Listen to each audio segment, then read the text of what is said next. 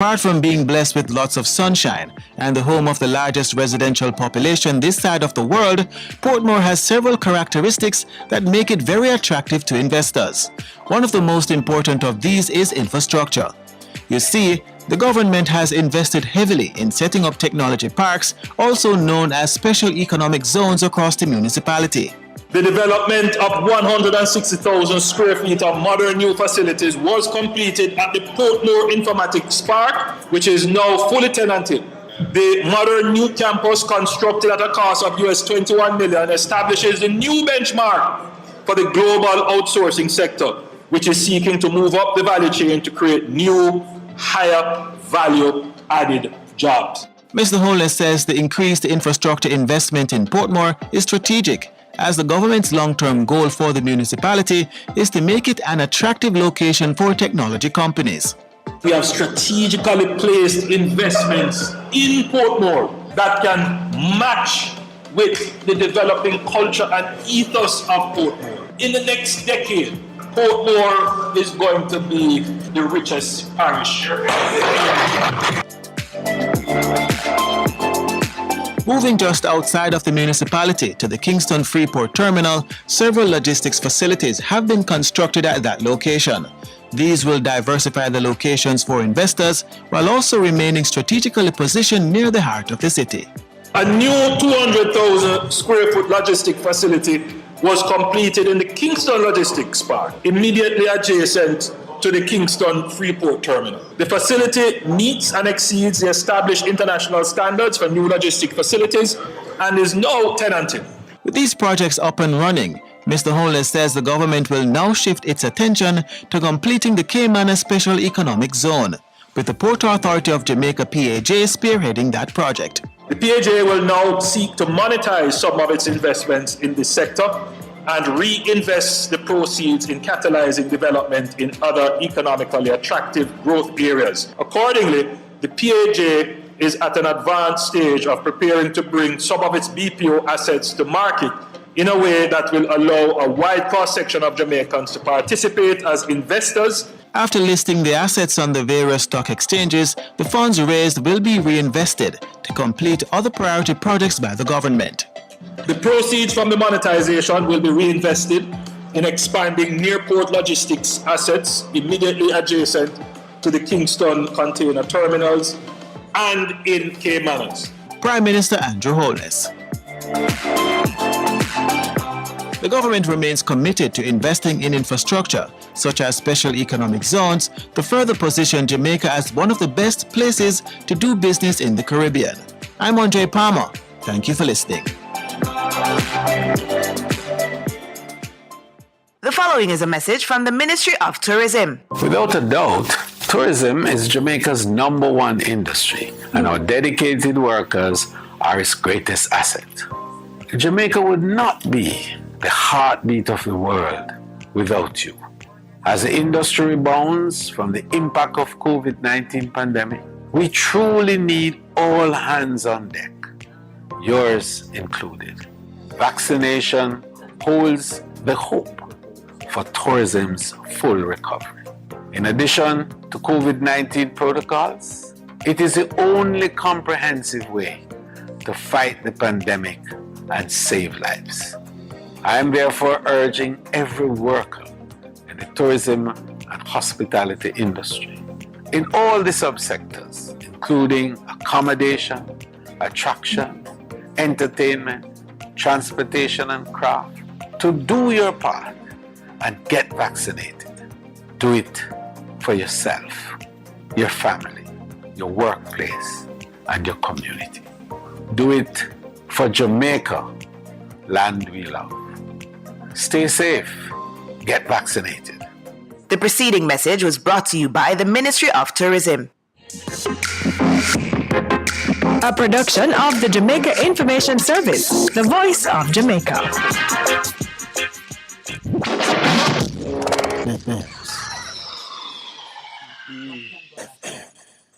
Hello? Nadine? Yeah? Me just pick up one Maxfield Easterbun up by supermarket phone. One Maxfield, but nah, go do. Nadine, that is all I could afford. Uncle Pat, Daddy, and Jeffrey only eat bun back. And bun only come with front back and back. So where next back I go come from? If you want more Maxfield Easterbun, go up at the supermarket or check maxfieldbakery.com. Yeah, I forgot send credit but put on service then. Come on from my phone. Sure. Maxfield Easterbun. Do it to the max. The Morning Connection is not your usual talk show. We aim to stimulate discussion and chart new paths to self-empowerment. So please join us, Minette and Percy, on The Morning Connection, Mondays to Thursdays, 6 a.m. to 10 a.m. on Best 100 FM. Vegam Printers for all your printing needs. We specialize in calendars, flyers, brochures, and more. Call us today at 968-7506. That's 968-7506. Or visit us at 4 East Bloomsbury Road, off Hagley Park Road. Vegam Printers, your best choice in printing. It's good, it's better, but nothing beats.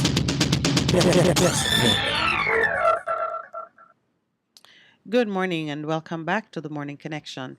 Those who have been with us from the first bell would know that we're talking this morning about recovering our country, the land, from its decline into wickedness or prostitution. Yes, I confess it. I went into Leviticus and pulled up that verse from Leviticus chapter 19, verse 29. That speaks about the degrading of women and the consequences of it. If you push your women towards unspeakable lifestyles, and it's not necessarily saying that you are a pimp and you are literally trafficking women or pushing them out on the street. It just speaks to a lack of care for the women in your society, in your home, not treating them with equity, not giving them opportunities to thrive and to prosper, abusing them, being disparaging of them, their talents, their personhood, an abuse of women in your society, your daughters, your mothers, your grandmothers. Not a good thing for the entire society.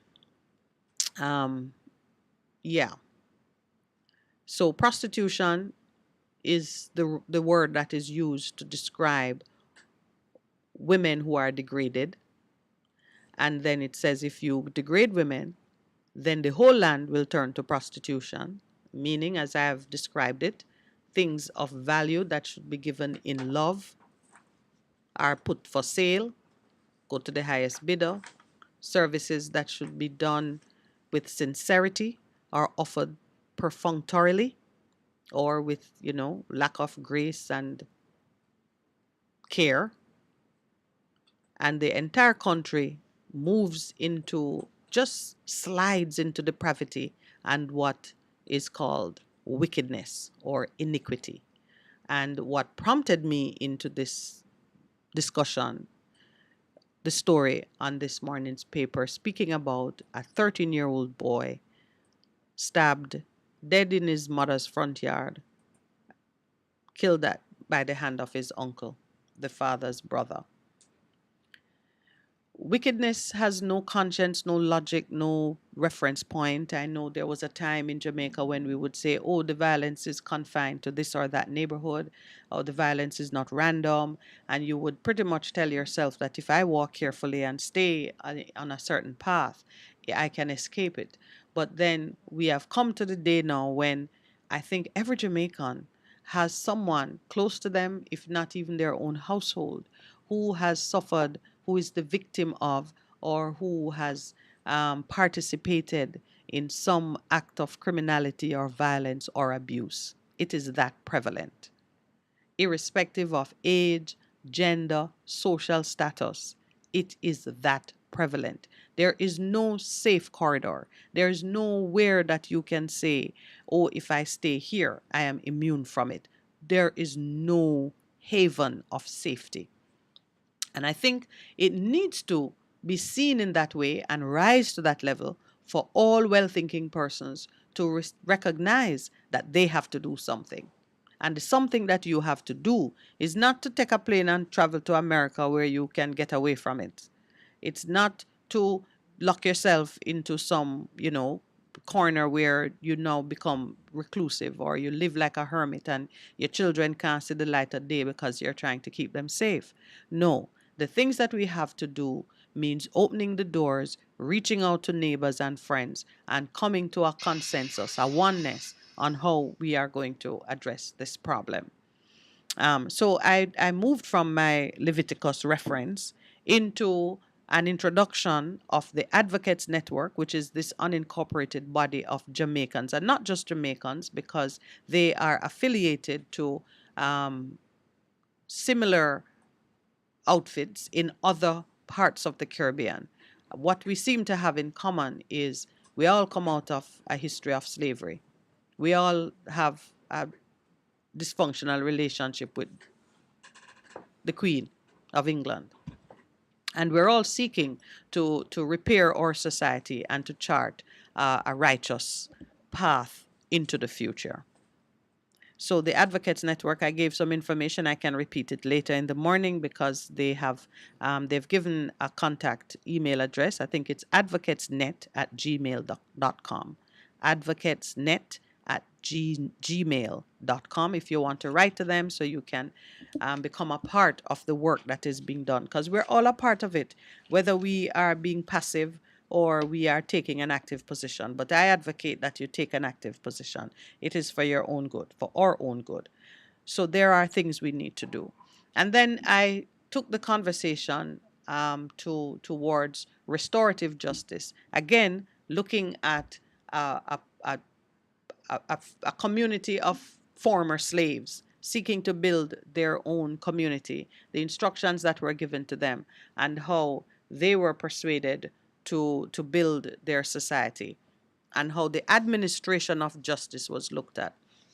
And in that regard, I took us to a definition, the 5 principles of restorative justice. Restorative justice now being an active policy, an active philosophy for the response to crime and violence, which the government of Jamaica is pursuing. I kind of said tongue-in-cheek that we have a habit of, taking what we can afford from the menu. But must I tell you that the Jamaican government, the Ministry of Justice, took the full menu. On their website, you can go and read about what is being done in the area of restorative justice. Restorative justice is essentially building the blocks for your administration of justice at the community level. If you can resolve a problem, a dispute, where it began, at the root, in the place that it happened, then you can have better, stronger communities. On the website, I'm looking at the page now, there is the appropriate definition of restorative justice. It is a process whereby all the parties with a stake in a particular offense come together to resolve collectively how to deal with the aftermath of the offense. It is a different way of thinking about crime and conflict. And for our purposes, we are focused on victim, offender, and community. The community being the place where the harm was committed. Restorative justice conferences and circles are some of the tools used in restorative justice. A victim may meet with the offender face-to-face in a victim-offender conference, or with the offender and persons from the larger community in a family group community conference. And they talk about a healing and talking circle can also be used to focus on a common concern in order to aid in healing. And then there's a sentencing circle. This can also be used to arrive at a sentencing plan for an offender. Now, most of you would have heard the Ministry of Justice announce its plans to build restorative justice centers around the island. I should just check to see how many centers have already been installed. I know I saw one in Trenchtown. And to introduce, there'll be a national advisory board comprising government and non-government bodies to provide advice on strategic objectives of the Restorative Justice Program. There'll be a Restorative Justice Steering Committee, which will work at the community level to oversee restorative justice locally. A Justice of the Peace will chair the steering committee. A center manager will manage the daily operations of the restorative justice centers within the communities and will manage a register of trained restorative justice facilitators. Restorative justice facilitators will conduct conferences and circles, and the facilitators will be trained members of the community. I'd be very interested if callers could tell me from various communities across the land what they know about it. Are the communities being prepared and primed for this process to really become a part of daily living? And there will be a national restorative justice policy that outlines the protocols that will govern restorative justice. You will see there too a multi-tiered approach graphically depicted that will show you basically that from the time the dispute occurs, even when it is before the court, even after there has been a trial and sentencing, even after sentence has been served, there are elements of restorative justice that can take place. So you can enter into a restorative justice referral process before there is a charge or even a complaint to the police. After you are charged, if you are the victim, even then, the police can recommend that your dispute be handled by the program, the restorative justice program. When you're in court, the clerk of court can make a similar recommendation, and it continues right to the point where you have to go back into your community. And there are some elements now that would come into effect. Obviously, restorative justice as an approach to the administration of justice is the ideal. If you can solve a problem, if you can resolve a dispute in the same community between the immediate disputing parties, and even better yet, the community that is affected by the behavior of these members, and oftentimes they are family members, such as occurred with the death of the 13-year-old child. It involves an uncle. If you can set these processes into motion, even in cases where it has to go to court and some time has to be served by the offending party, the community itself and the opportunities for healing become greater, more meaningful, and it works. I mean, all of us know how wonderful it is to resolve a dispute and to restore the relationship. In many times, the relationship that you enjoy after the dispute is enriched by the process of coming together and recognizing that the relationship you share is of more value than the offense that was committed. So I'm going to shift a little bit now and go back more in the vein of how we speak here at the Morning Connection. You know that everything we do on this program is meant to promote wholeness, righteous living, love, respect. We started off talking about the covenant under which we exist in this country. We are brought together, held together under a covenant as citizens. Now, we have blood covenant that will cover persons who are of the same blood.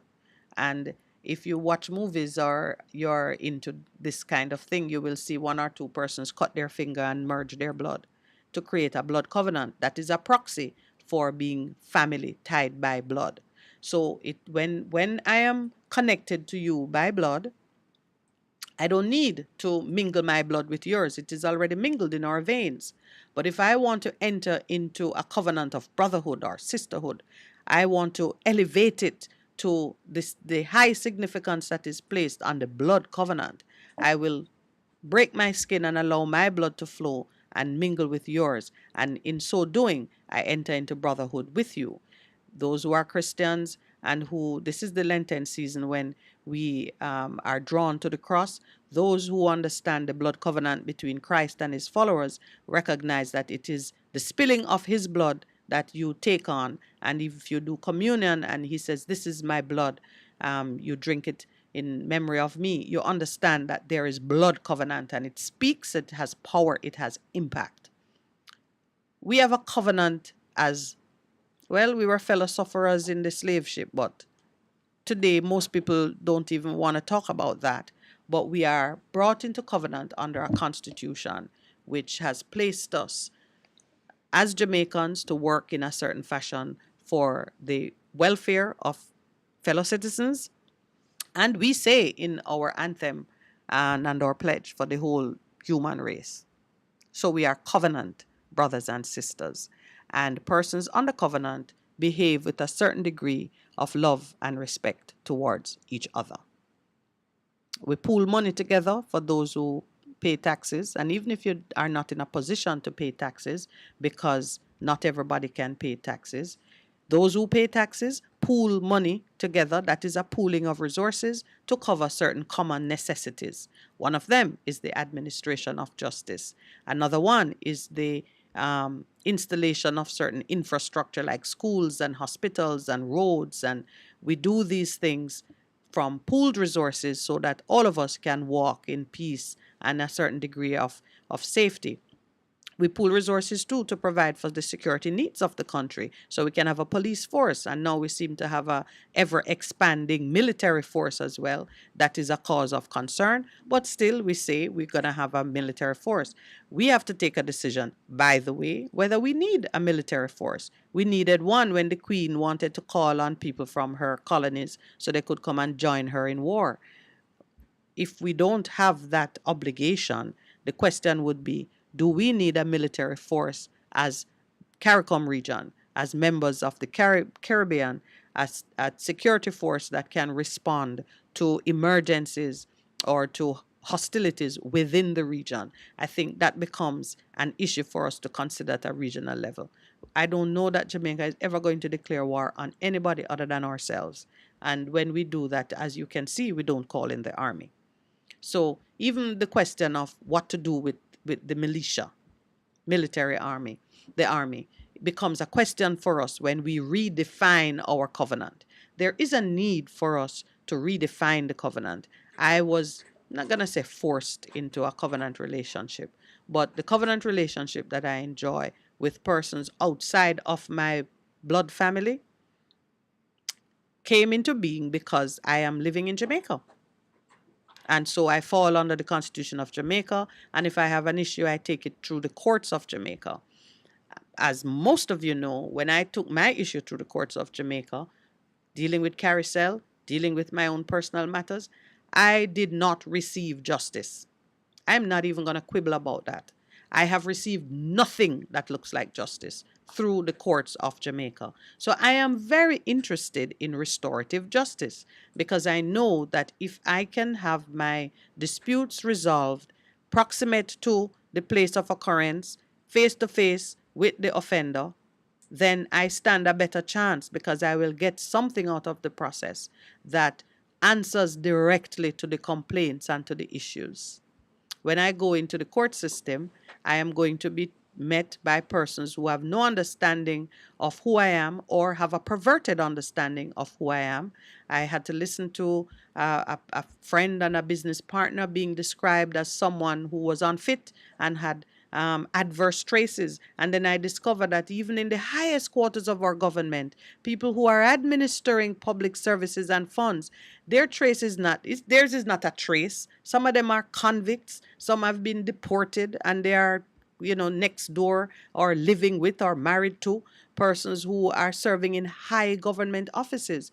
So I realized that if my justice is to come out of that stream, then it is not going to be anything that will please me. So I tell you, restorative justice, solving your problems one-on-one in your communities, surrounded by the people that you have a more immediate covenant with, because there are multiple layers to covenants, you know. You have your blood covenant with your family members. You have your marriage covenant with your spouse. And those are covenants which are always in operation. And you have your other covenants that you might make with God if you believe in God, or covenants that you make with your lodge. In Jamaica, plenty people talk about lodge and the different things and relationships that exist. And their covenants are such that you will never know at any given time how many covenants are in operation in a room. And the bigger the room gets and the farther away it gets from your community, the more confusing and the more vulnerable you become. So your best bet at any given moment is to resolve an issue that you're having at the place where it occurred. All right, said enough on that score. Let me just say hello to Conrad, Toronto in the building, and to Miss Jacqueline, to whom I am forever indebted because she always reminds us to like, share, and subscribe.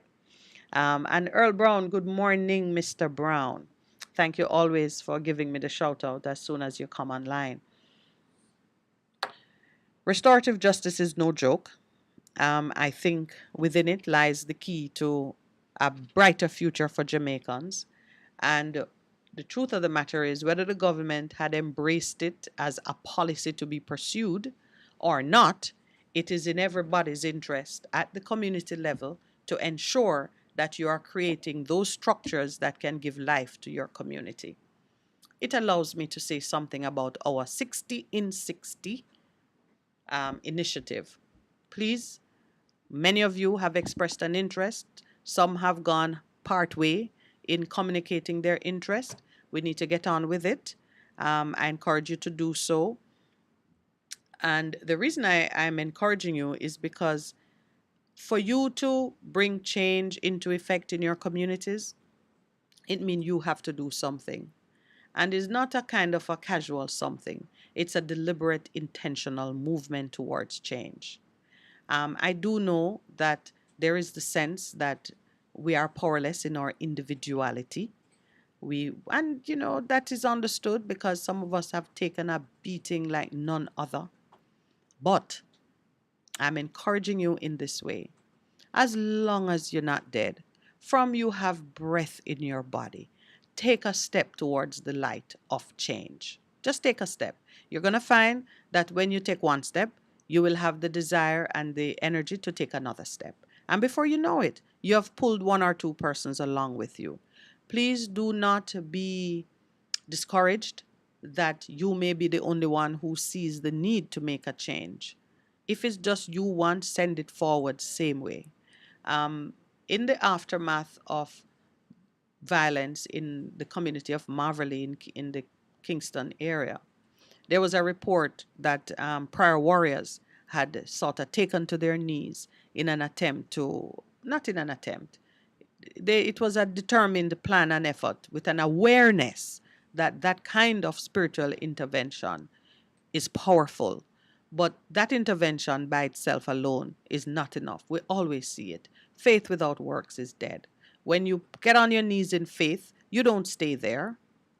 You've got to get up and then say, all right, now that my faith is operating at the right level, let me use my hands and do some things.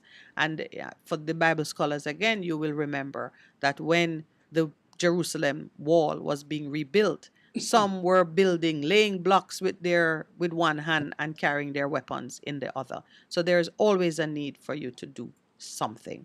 All right, I've got the signal for the break. Actually, it's 7:31. I've kind of overshot the mark a bit. Please stay with us. This is the Morning Connection. We'll be right back. You're listening to Best 100. Half a tree, 100, half a tree. Bossy, how you do I take taxi star? Jano, I want to tell you, say, 2 months now, my transmission mash up, you know, and I check everybody and can't hear nothing positive. Yeah, hear me? You waste all that time I shop around and never call the experts. Winters Auto have them. Them have over 35 years of experience and them diagnose your problem and get back your transmission brand new. For them service excellent and efficient. Trust me, man. You hear me? Call them at 929-7040 or go to them at 106 Maxfield Avenue, Kingston 13 and talk directly to the boss. Just tell them I'm me, send you. You big star. Yeah, man. Respect my boss. Try calling, cause trust me. Winter Voucher Spares and Repairs, good afternoon. What a relief. For a better choice in all your electrical supplies, A, authorized 3M dealer and better brand names. B, better service including free island-wide delivery. C, all major credit and debit cards accepted. It's ABC Electrical Sales. Shop number 8, Hagley Park Plaza, Kingston 10. Open Monday to Friday, 8 a.m. to 5 p.m. Saturday, 8 a.m. to 4 p.m. We make your electrical jobs as easy as ABC. Call 754-382-528 or fax 754-3659. ABC Electrical Sales, for a better choice. Easy! Let not your hearts be troubled. Just believe in God Almighty and daily renew the mind. As we live in this time when fake is more valued than real, lies prefer to truth, the unnatural put above the natural. This is Lady Donna, aka Double D Don, with a new song, Almighty Jah, encouraging your people to keep the faith. God will make a way. Get your copy today. It's on all digital platforms. Lady Donna Official on Instagram, Facebook, AsujaRecords.com. For bookings, Asuja Record Label at Gmail. Almighty Jah! It's good, it's better, but nothing beats.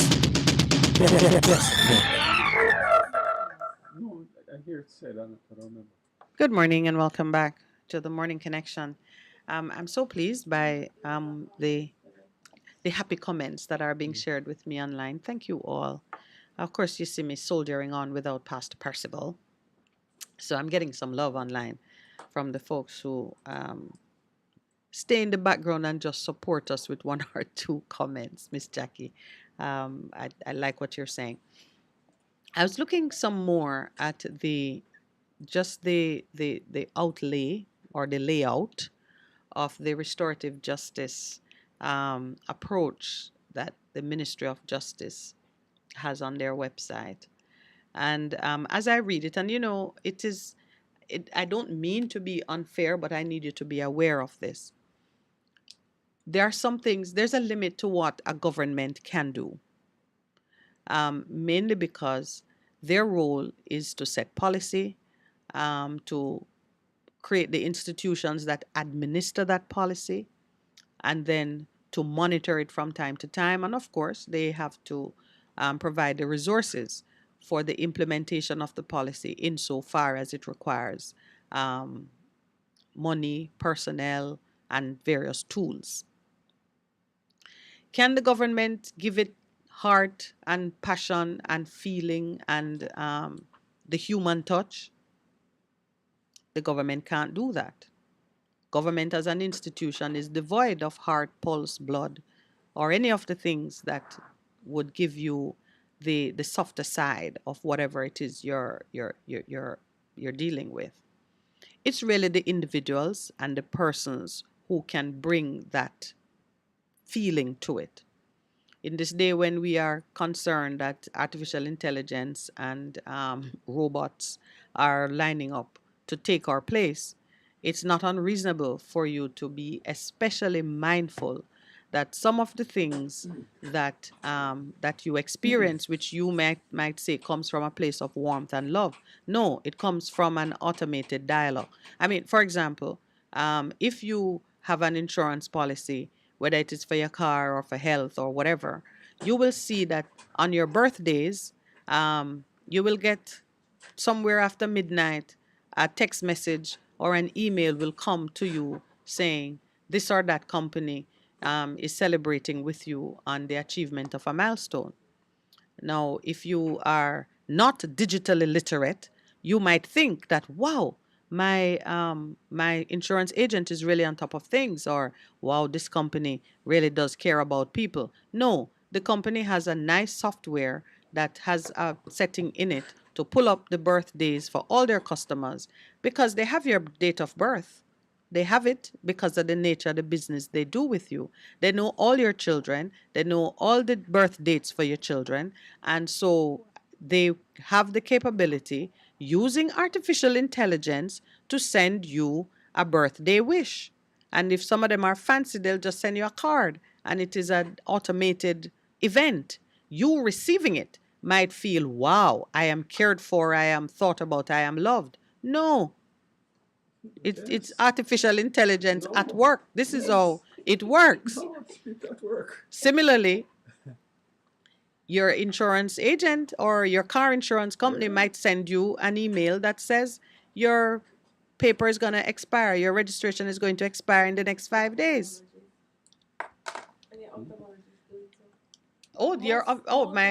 Okay. And your doctors might send you something to say so and so.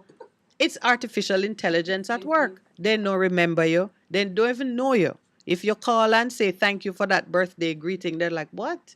I want to intervene. Morning, folks. You see, I have to defend the profession. I had to smoke you out. As a person who've worked there for a very long time. No. You're the cared agents about and loved. do remember. Yes, they have means of reminding them, but they have to take the step of sending the things out, of calling the individuals, of doing all the various things. So the artificial intelligence is a complement, right, to what we do. All right. When I get that message at midnight, I know no agent never sent it out. So you see, perhaps when you were in the field, I think you're among the few who will get it at midnight. As the clock turns. But your intervention is timely, and it is and it's actually a nice segue into how it is then that we must use human intervention to bring the heart and the warmth and the feeling to these things, which become more possible, more pervasive, because we are using technology. Yeah.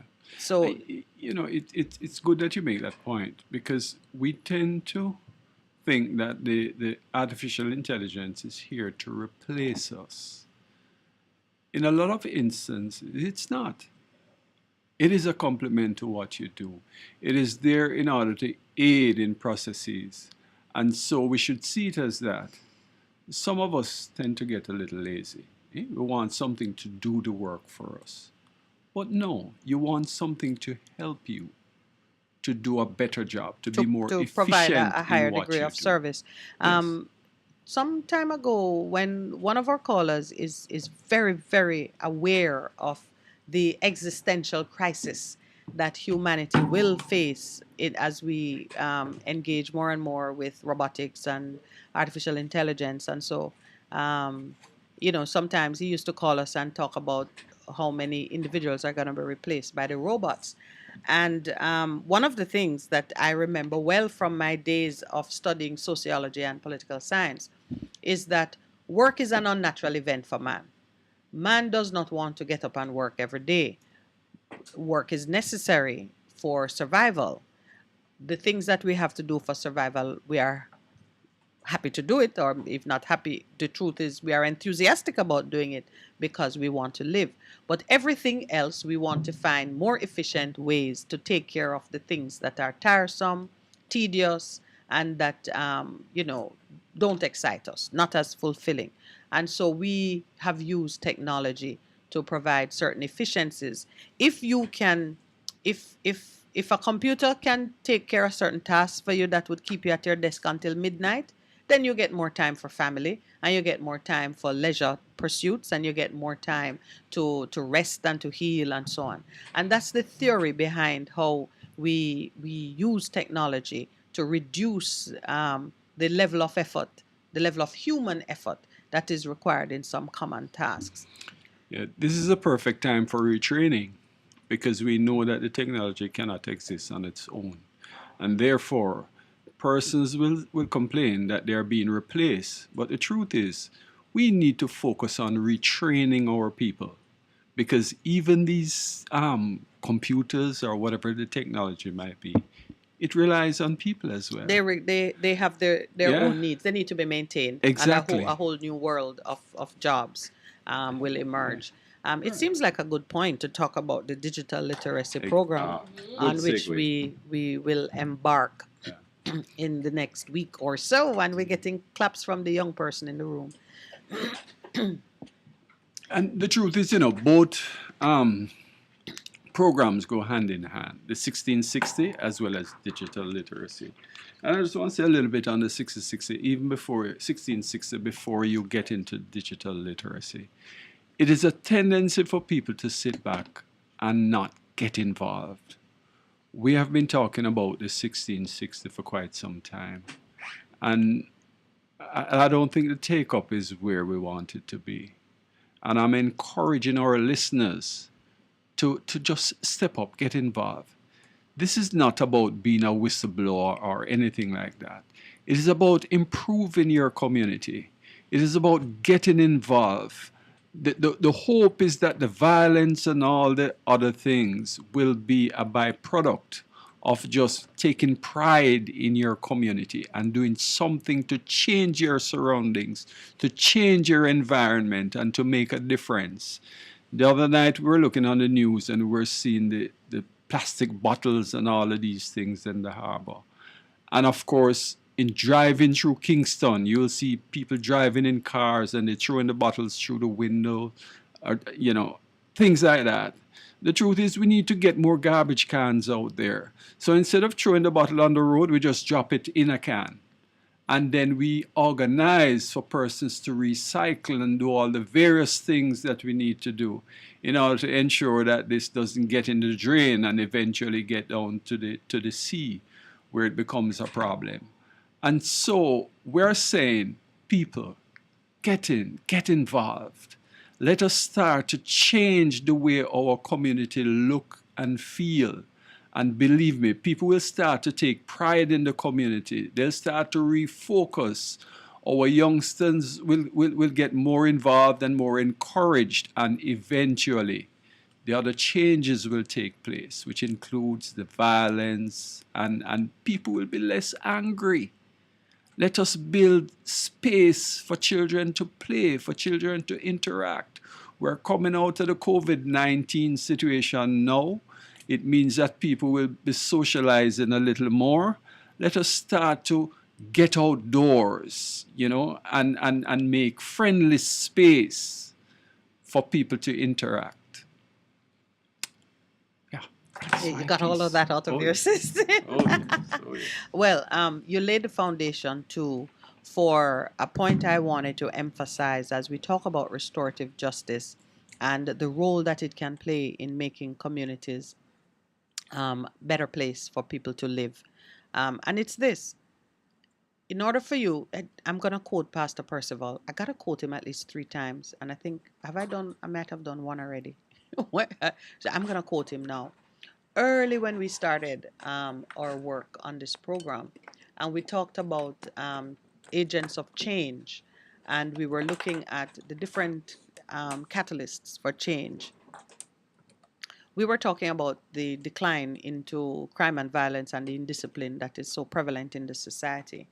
And one of the things Percival said to me and said to us is that you can't have discipline without relationship. Meaning, if there is no relationship between the enforcer and the subject, you're not going to get a response. And I've seen it. I mean, it is the classic child misbehaving somewhere and an adult said, child, and the person say, you're not my mother. We have no relationship. You can't tell me how to behave. Why on earth would I recognize your authority? You need relationship in order for some of these things to work. I'd begun by saying that it's not possible for the government to do everything because the nature of its corporate structure, what it is and how it is set up means there are some things that it can't do. Relationship building is something that happens between people, between individuals. Therefore, when we talk about restorative justice, when we talk about the 60 in 60 project, we are talking about individuals making a connection with each other that can be turned into a productive end. In order for you to be mindful of the restorative justice facilitator, in order for you to be mindful of the needs, the thoughts, the perspectives of your community when you have done something or when you are the victim of something, you have to have relationship. And the only way you can build relationship is through doing things together. So, for example, the 1660 project, I take a very spiritual view of these things. I know, for example, that I am like a watchman. I stand on the wall, I see things, I know my role, I know my duty. I'm also a teacher. When I know something, and I mean, it's kind of natural to me. If I know something, I am filled with such a desire to share it that you can't shut me up. Yesterday I was on this conference and I put up my hands like 3 times and take it down.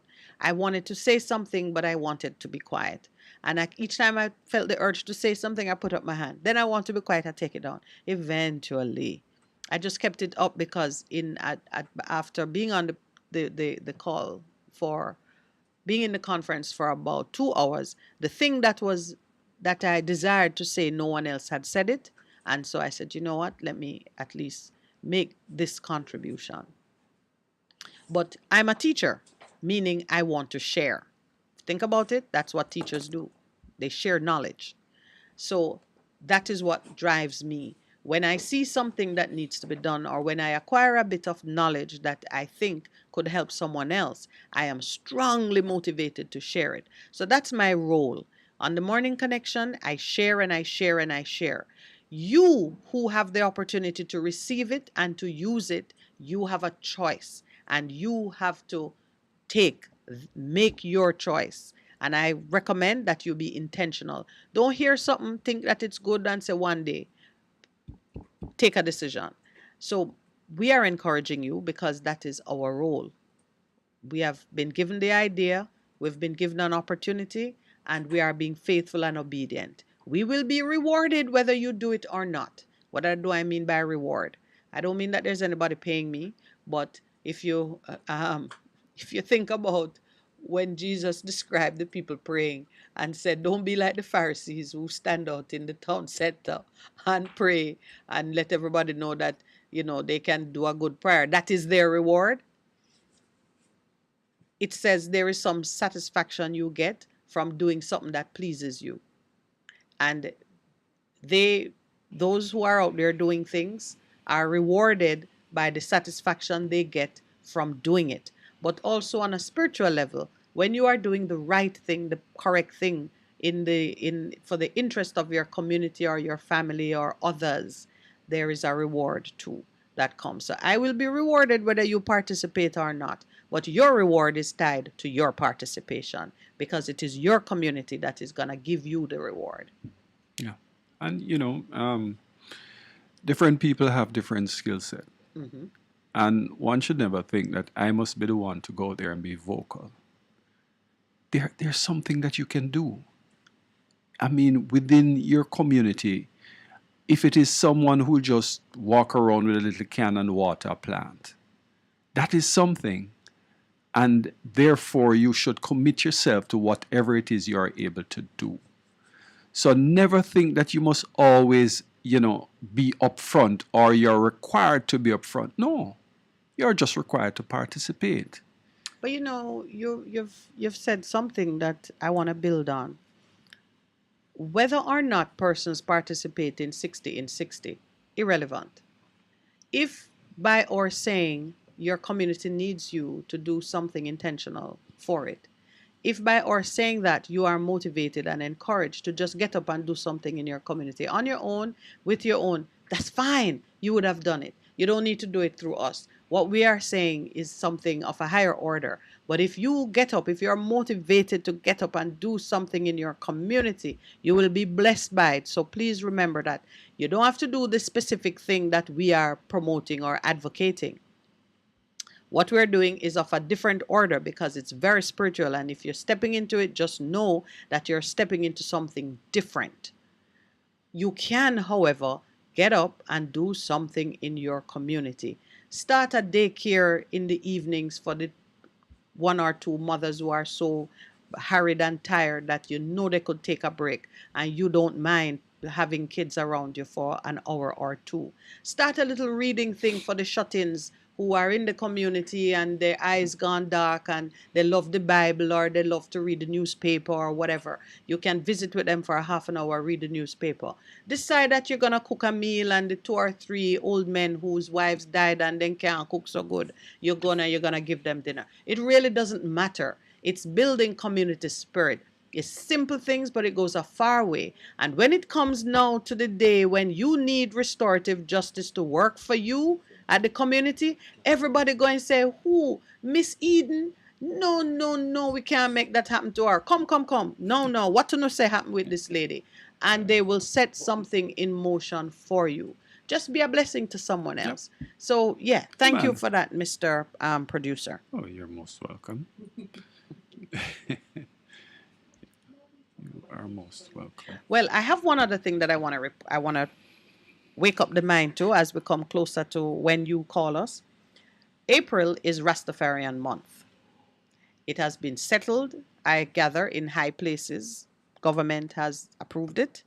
But outside of that, enough members of the Rastafarian community have taken their own decision. And that's where it begins, you know. It begins with you. If you take a decision that this is your month, whether you're born in it or not, and you decide that everything must celebrate me this month, April is the month in which we are going to celebrate the Rastafarian community. And this radio station is never shy about embracing Rastafarian culture. And for my own part, I look back at the days when my mother, let me tell you, if my mother have 10 nephews, 8 of them are Rastas. I mean, let me tell you, that is like in the Wint DNA, because my mom is Wint. They just like to grow their hair and profess the faith and so on and so forth. And they would come and visit, and they were all tall, bearded, with this whole heap of hair, and I confess it, them used to frighten me. And I used to go, like one of my cousins, Dudley, who is one of my mom's favorite nephews, he'd visit from New York, and I remember I'd never touched anybody's locks before, but he had really shiny, and that's another thing to the Wind people, them have plenty here. So everybody had locks down to the, and his big fat dreads. And I remember asking him to let me touch his hair. He used to get up early in the morning and he would like oil it with baby oil, Johnson's baby oil. I remember that. So it was always shiny and smelling nice. And I got to touch his hair. It was just so fascinating to me. So there are many Jamaicans. We're born here. We have Rastafarian in our family. They're in our communities. We do not understand them. We've made no effort. We have fallen in line with the general rhetoric that came down from high places, that Rasta men are rebels, that they are misfits, that we have not understood or taken the time to understand the philosophy that allows a man to take the Nazarite vow. Because if you read the Bible, you understand that not cutting your hair, not putting tools to your hair, and keeping a beard are the two early obvious manifestations of a vow, a covenant that you make that keeps you pure in certain regards. So they've taken a vow. The extent of it, the philosophies behind it are things that I would love for Jamaicans, all Jamaicans, to be more educated on what different parts of our identity, because Rasta is a crucial part of the Jamaican identity. They are quintessentially Jamaican. That is a culture that was born, bred, nurtured in Jamaica, nowhere else. Anywhere you see a Rasta man, he is drawing from something that was born right here in your country. It's not like the Maroons, where you have Maroon communities in other islands. No. The Rasta man is a Jamaican creature. And just to be, I think even if you're not a Rasta man, just to have the knowledge that something so uniquely powerful has come out of the experience, come out of your own culture out of your country is something very special, and we're going to celebrate it in the month of April. The bald man You know, producer, who it is a is- Rasta man at heart, want to Listen to me, speak. man. My heart dread right down to my toe. Thankfully, your brother Billy. Good But you morning, know- Billy. Thankfully, your Yes, brother is yes. making up for your lack of locks. What can I tell you? But you know, I hear you talk about the Rastaman being the quintessential Jamaican, but he'll also tell you that he's African to the bone. Yes, yes. You know, and they always talk about the African heritage. And it is so important that we identify with this culture, because I grew up with Rasta men all around. And I mean, it's all about peace and love, you know, the things that It's a are so covenant. lacking in our society. It's a these covenant days. of love. Yes. I remember as a child, we used to fear them because of the hair and the beard, and, you know, as I said, people call them dreads. Yeah. But the truth is, you could not find a more loving people. And the humility. The Yes, humility, the that humility. continues to be expressed Oh, through definitely. that culture is something that is Definitely. Yeah, it's still a credit to us. So we're going to celebrate them in the month of April. We have some special guests lined up. To my brethren who did call me and say, "Welcome to the lady, Maxine." Or is it Maxine? They wanted Sister the lady, Maxine. Sister Maxine. Yes. So yes, to you, my brother, you can look forward to Sister Maxine in all her glory. She will be a part of it. Prophet Greg Raskremlin, at the heart of the Millennium Council or Millennial Council. Did I call it right? Anyway. And of course, Brother Shaw. We'll get it right. Don't forget Brother Shaw. Brother Shaw is very shy. We're not going to. Brother Shaw provides the engine. He's like the operating system. He Yes. runs in the background. Windows 11. Yes. If you see Brother Shaw, that means there's a bug or a glitch.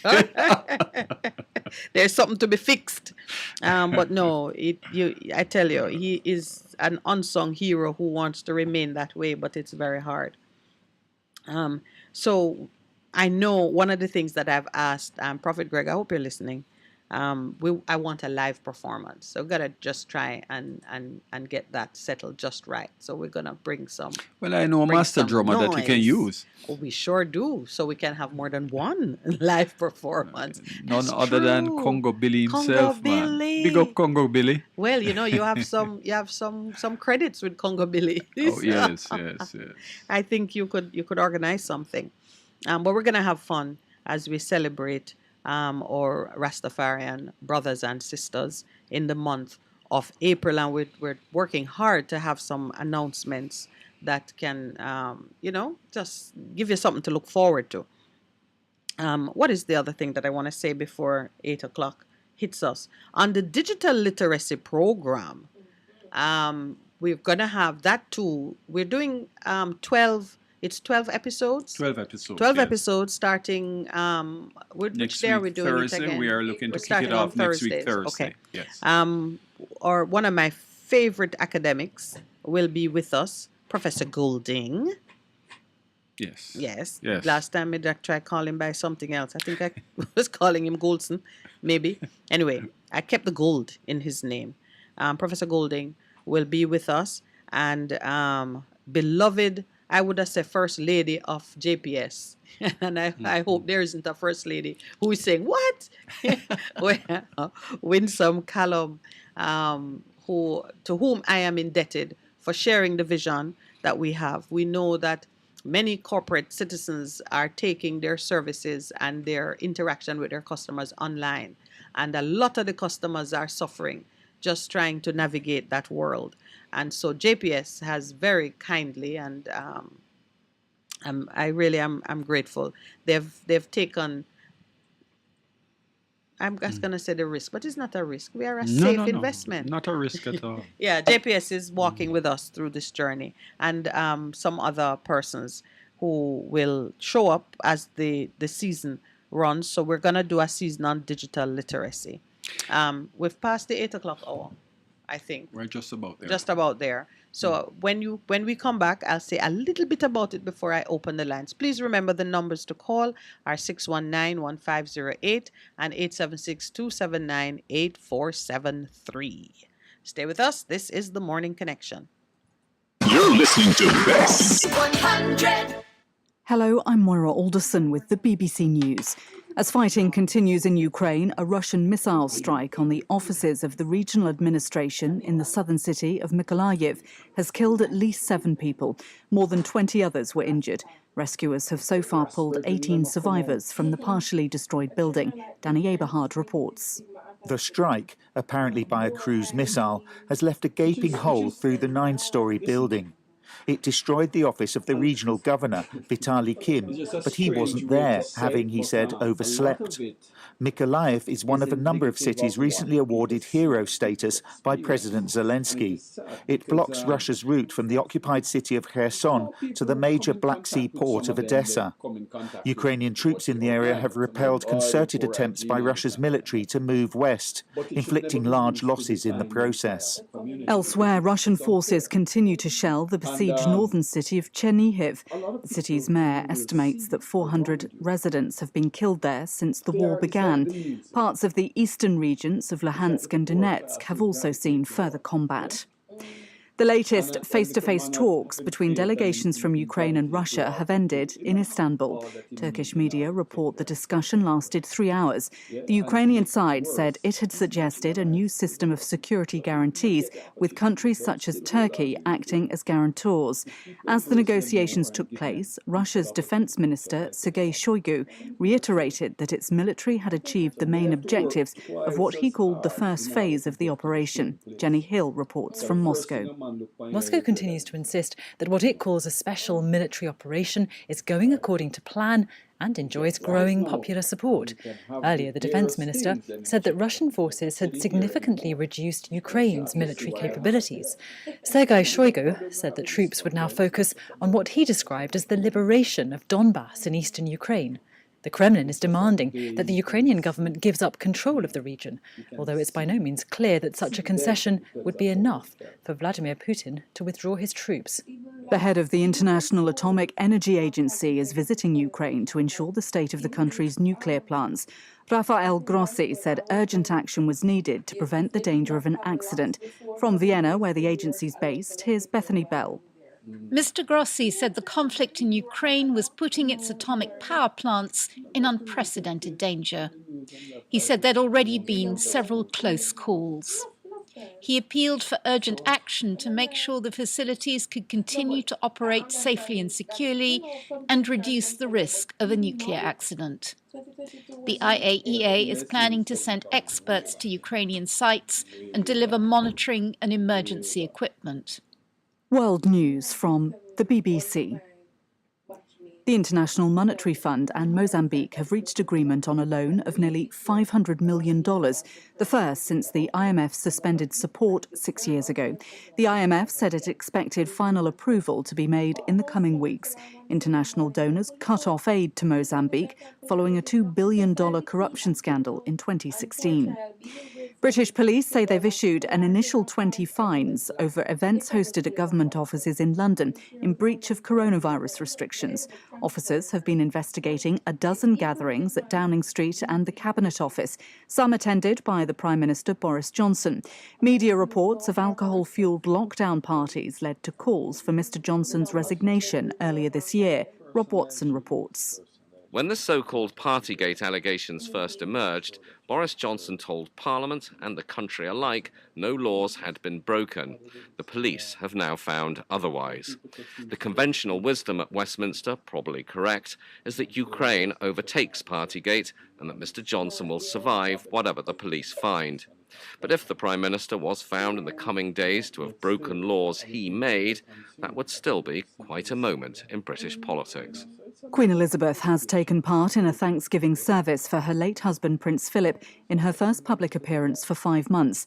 The 95-year-old British monarch arrived at Westminster Abbey walking with a stick. She was accompanied by her son, Prince Andrew. The Dean of Westminster, the Very Reverend David Hoyle, paid tribute to the man who was the Queen's husband for 73 years.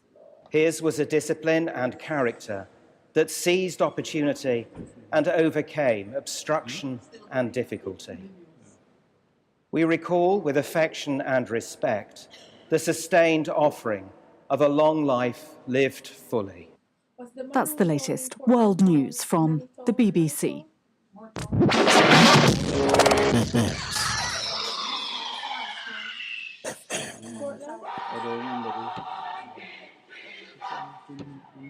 Praise the Lord, praise the Lord. God is good. This is already pastor and friend, Reverend Simon Peter Jones, inviting you, my friends, to listen every Tuesday evening on Best 100 FM at 7:30 p.m. for the program The Voice of Hope, as we extend hope to the hopeless in this dying world.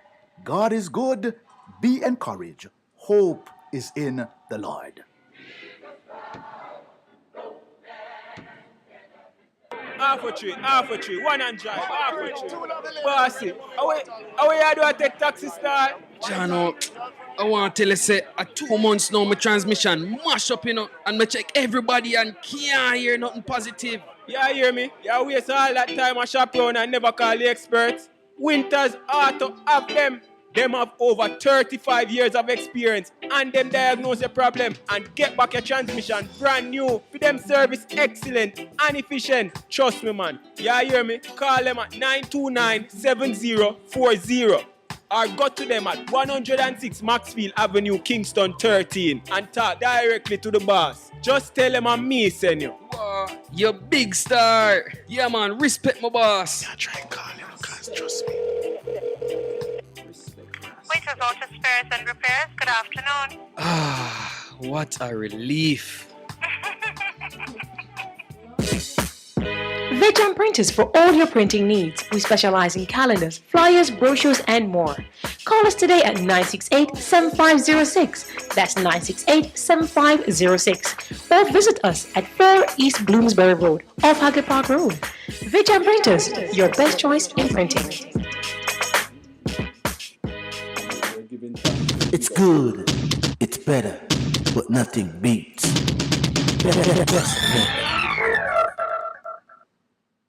Good morning and welcome back to the Morning Connection. This is your host, Minette Lawrence, and sitting in for Pastor Percival. The producer has opened his mic.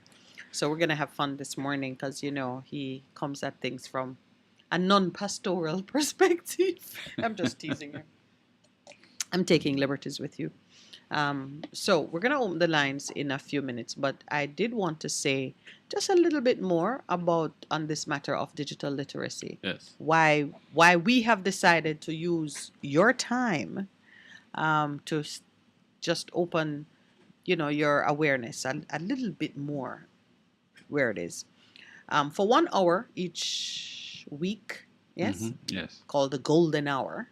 For 1 hour each week, we're going to spend time just bringing greater awareness to what it means to live in this digital economy. I think how to navigate. How to navigate, right. What are the kinds of programs that you have lined up, Mr. Producer?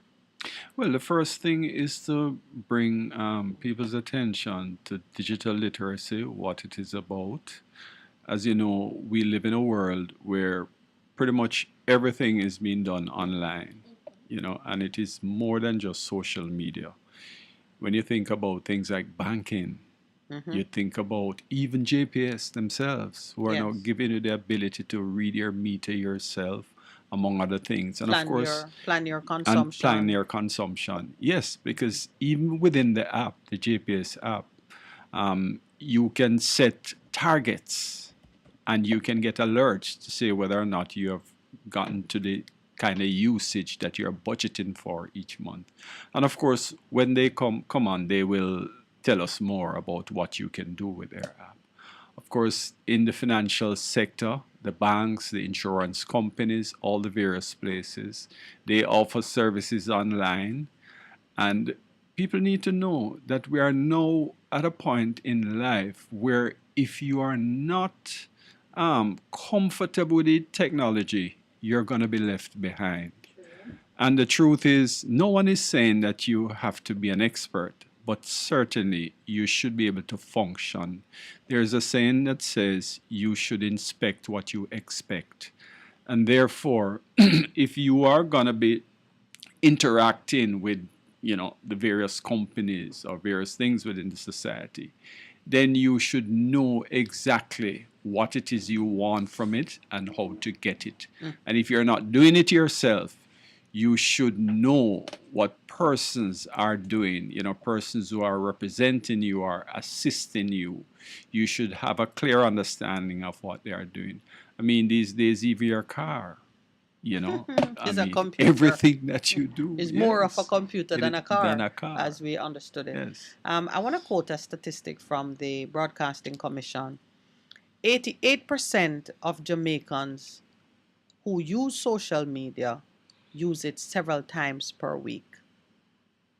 88% of them must be the same 88%.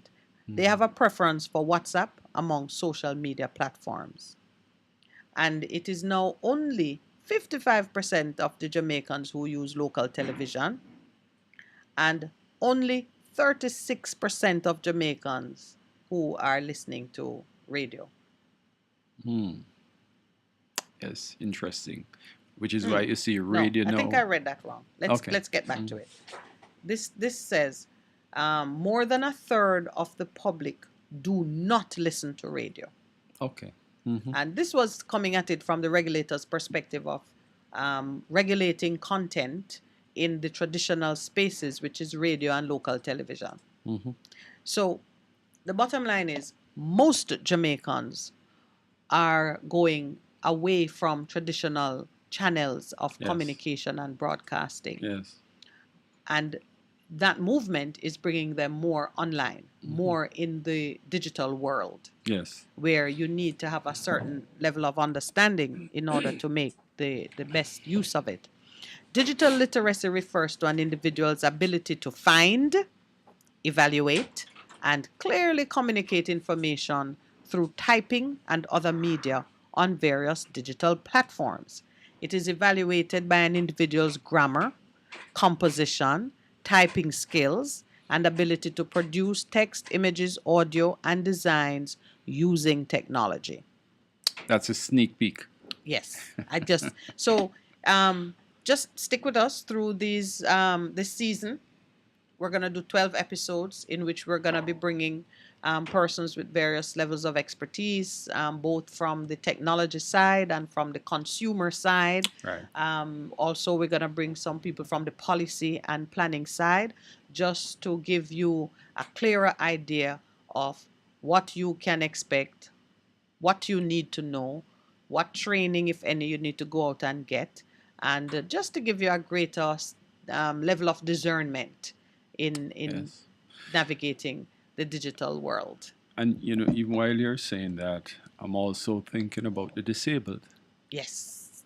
Or the yes. differently abled community who need to be included. So, as a matter of fact, I'm using this medium to invite those who have the skills to communicate to their peers, to join us on this journey, because we don't want anyone to be left behind in this program. Conrad is giving us a tip. He says, tell them that it's about watching video and talking, not learning.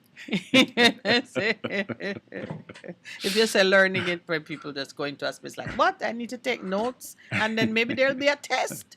No, not That's at true. all. This is fun. It's gonna be fun. A lot of it you're already sensing in your spirit. A lot of it you're already questioning, and this will give you an opportunity to go just a little bit deeper into it. All right. Would you please open the lines for us, please? Drum roll, so we can begin taking some calls.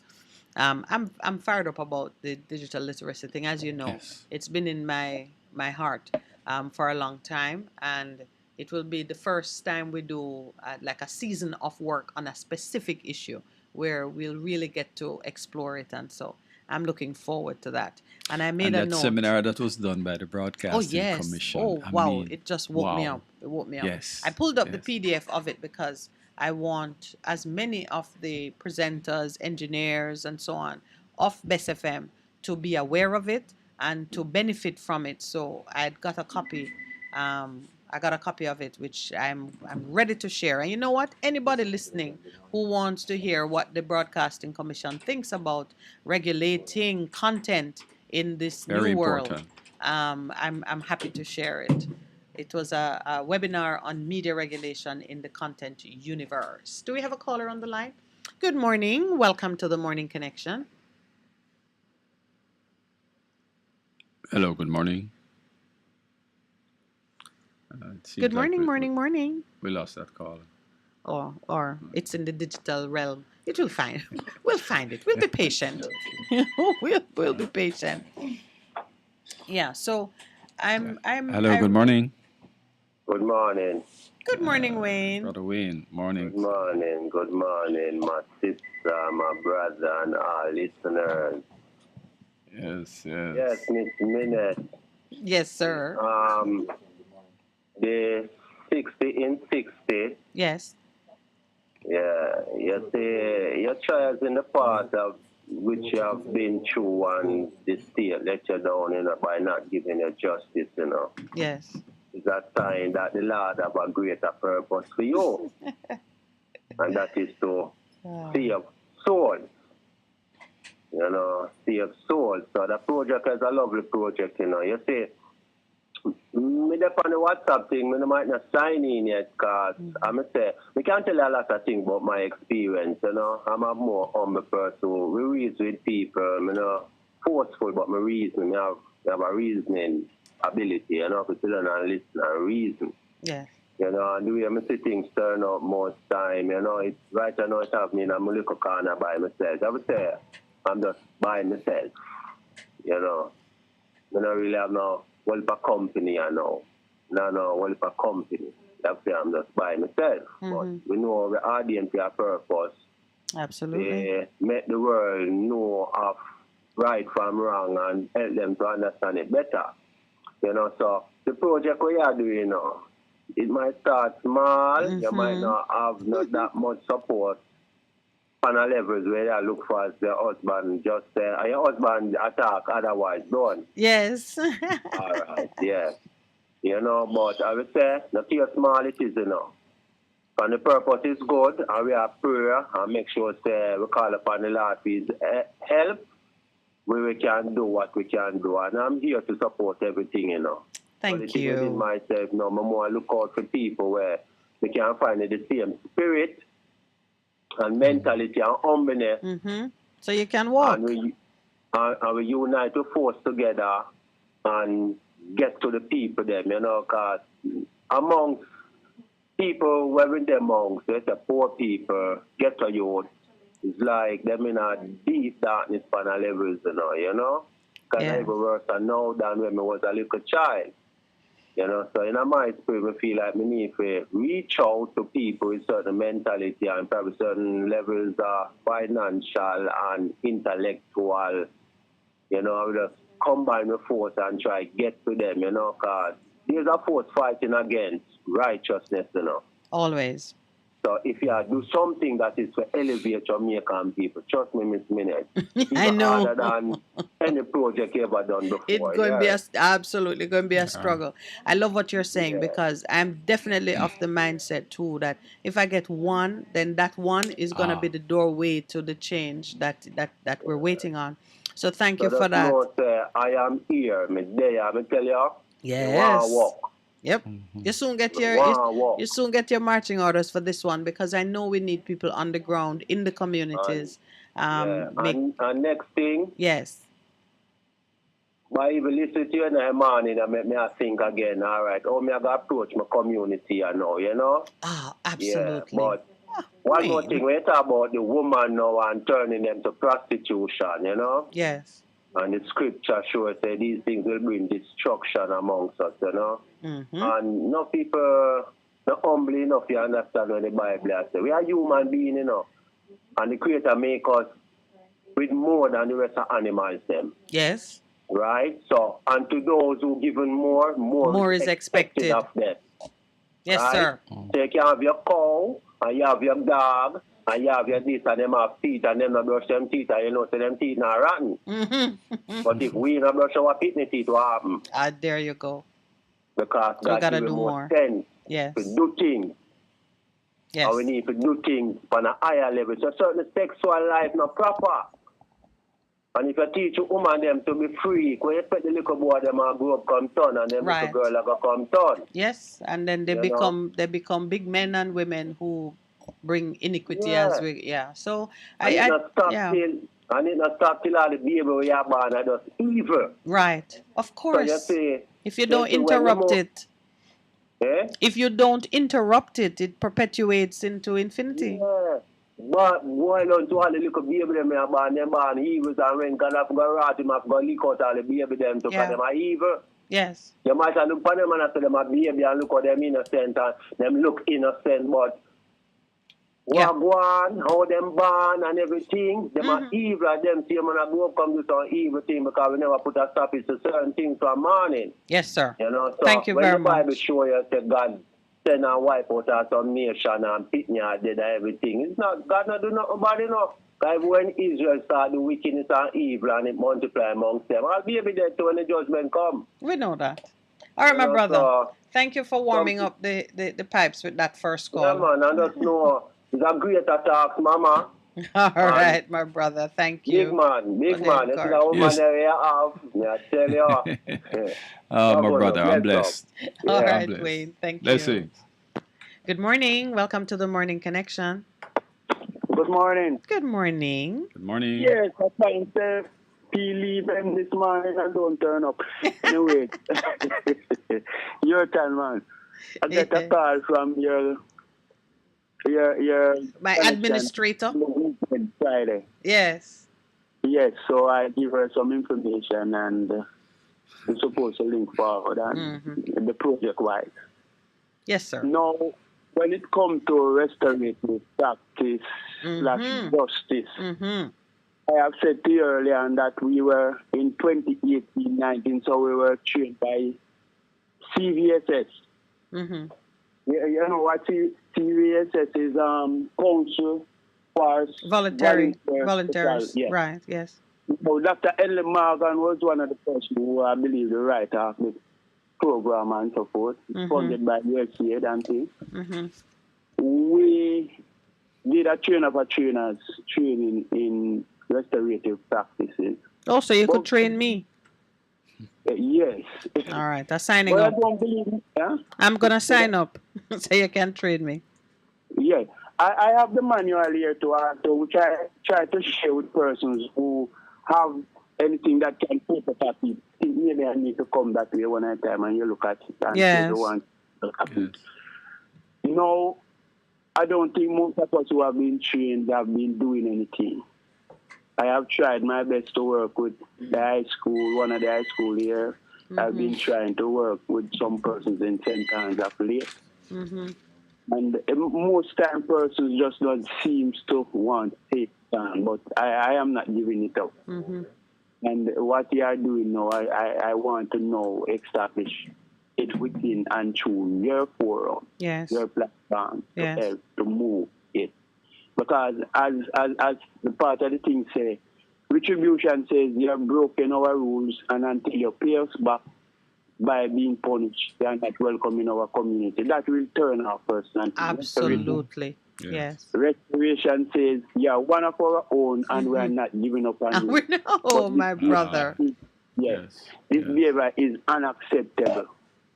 So we'll work together to see how we can repair the harm and restore our community fabric. These are things that we need to go about and work along through our community and see how best we can really impart changes. And you know, when I look at the policy, well, as I said, government can't do everything, but there is an important element to it that requires attention. Restorative justice works really by preventing. Yes. So the pre-dispute work is the critical work, and that's why you're not gonna get a lot of take up at the moment when you're focusing on training people to solve disputes, because until there's a dispute, people don't even look into it. But the work that goes into building the relationship is what is critical to the success of the program. You see this program that we're talking about, restorative practice justice. Yes. It is something that our foreparents grew up on, where the village grew the child. Tribal councils. Yes. Let me tell you, man. The day after I got the Court of Appeals decision in my case, yes, I woke up with restorative justice in my spirit, because I said, if I reject the justice that comes out of the formal setting that is so impersonal and that don't speak to me, there's no relationship between me and those who are administering justice in my case. If I reject it, what then is the answer for me? And a lot of Jamaicans have rejected the justice of the courtroom. It's not on time. In my case, I waited 2 years. And for all the time I was waiting, there was nothing for me. I'm waiting in a vacuum. So you wait 2 years, and then you get a judgment that give with one hand and take back with the other, and you're still left nowhere.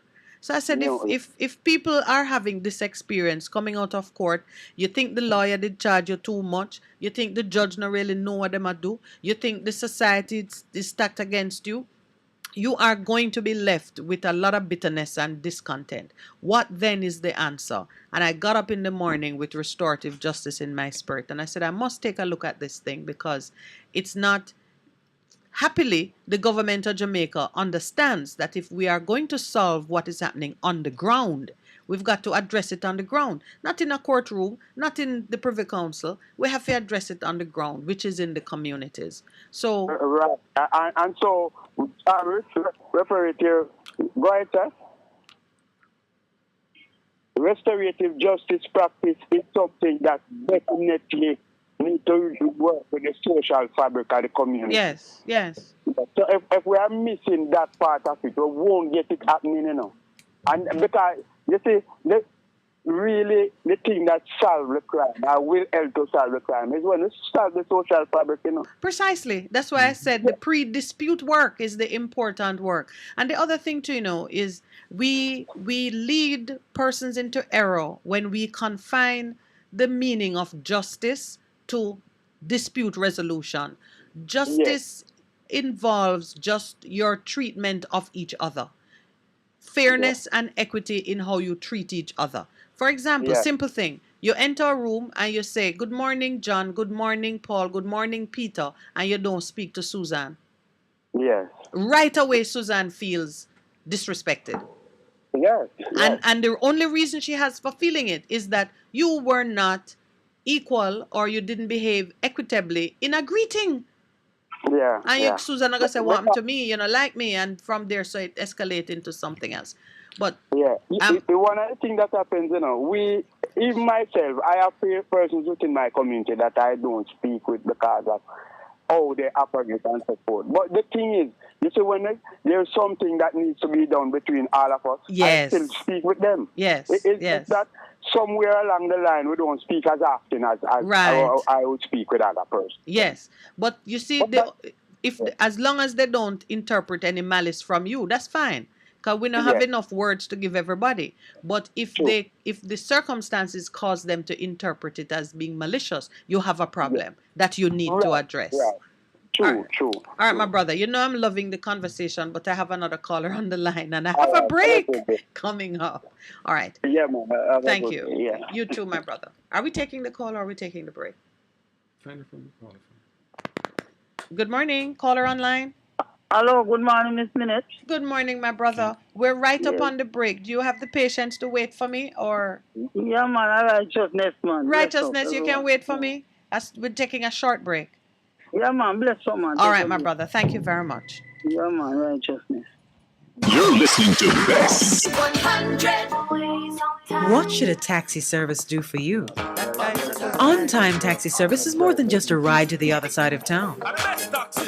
They offer clean and spacious vehicles, reliable service, and promise to always look out for their customers. They'll come when you call and take you where you want to go on time. You can call us on 926-3866. We are something special on the road. Aspect of living. Hello? Nadine, Yeah? me just pick up one Maxfield Easterbourne by supermarket phone. One Maxfield, but nah go do. Nadine, that is all I could afford. Uncle Pat, Daddy, and Jeffrey only eat bun back. And bun only come with front back and back. So where next back I go come from? If you want more Maxfield Easterbourne, go up at the supermarket or check maxfieldbakery.com. Yeah, because send credit for put on service there. Come on from the phone. Approach. Maxfield Easterbourne, And tweet give him to such the an max. expectation that if there's an issue, if The Morning Connection uncomfortable is about not your something, usual he talk knows he show. can mention it. We aim to stimulate discussion and chart new paths to self-empowerment. So please join us, Minette and Percy, on The Morning Connection, What Perry said, Mondays good morning, to Mr. Thursdays, Producer. 6 a.m. to 10 What the a.m. program run on without Best Pastor? 100 FM. It's good. It's better. But nothing beats. Good morning and welcome back. Righteousness, you waited for me? Where is righteousness? You can't be missing.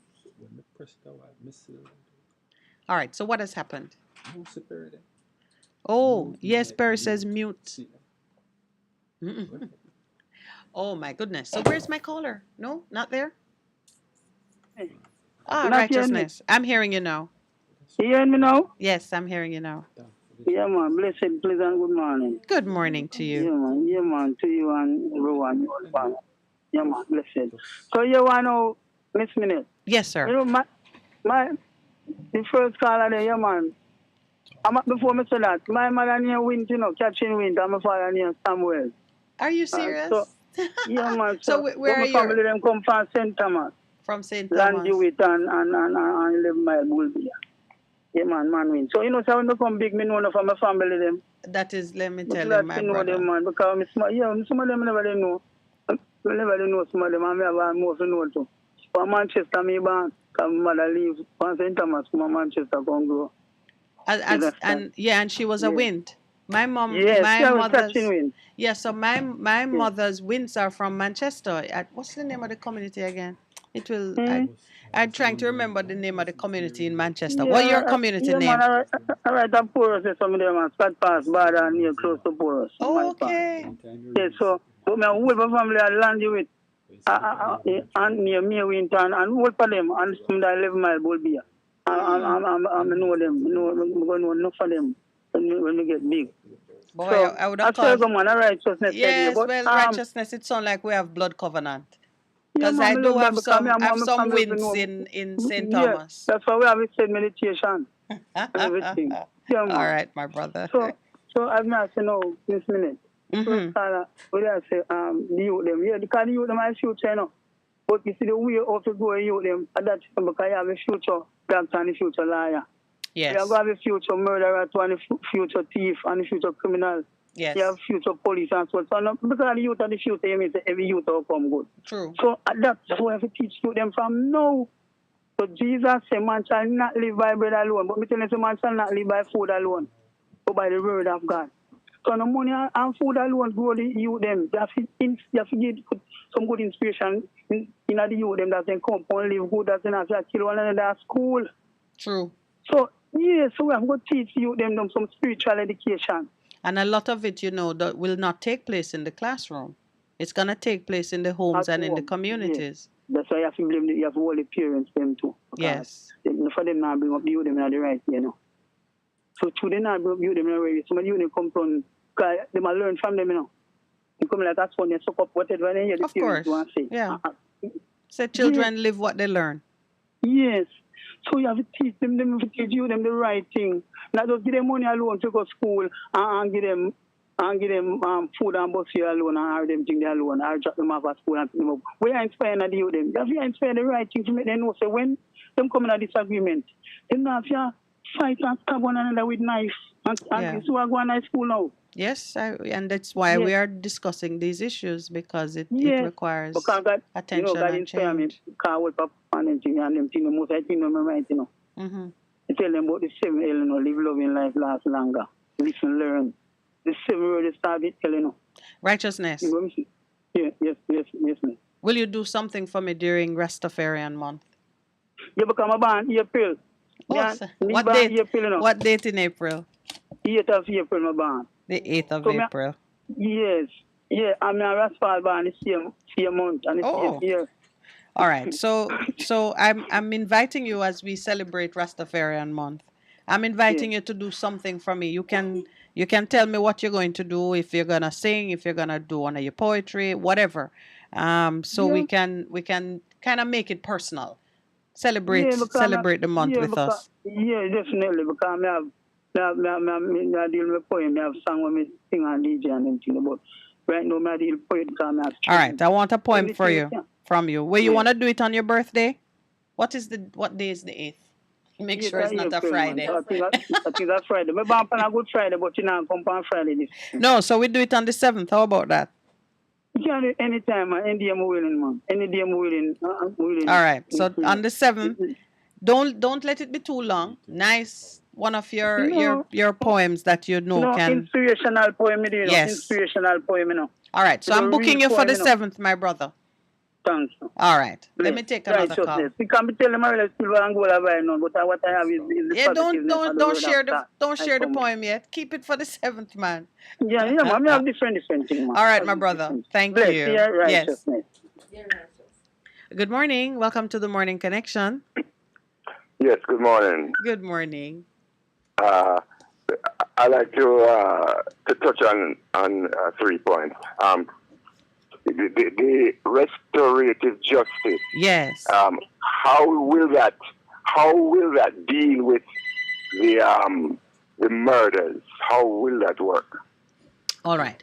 So in the policy, and I'm gonna go a combination of my own native intelligence and the policy that the government has lined up. There are some major offenses. Will be the approach to restorative justice will take place concurrently with what's happening in court. And it is acknowledging that even for major offenses, or maybe especially for major offenses, the victims and the community requires special attention. So it does not mean that the offender, because the offender must be held directly accountable. And the standard of accountability is what the law prescribes. So they would still undergo trial, but remember, even the victim, the murderer himself or herself has family that's left in the community who are a part of the both community and victims, because they become, sometimes there are revenge killings and so on.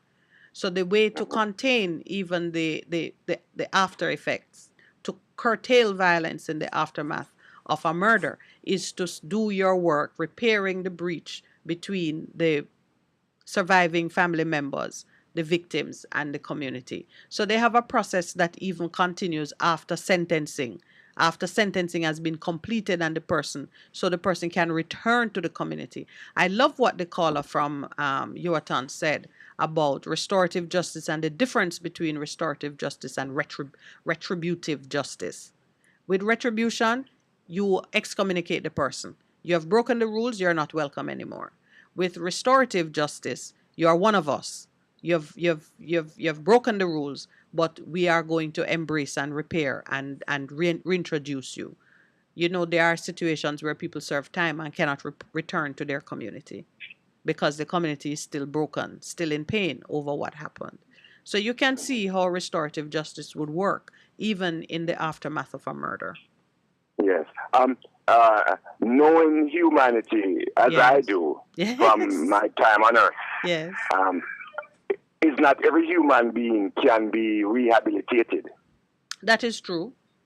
Yes. Or not can.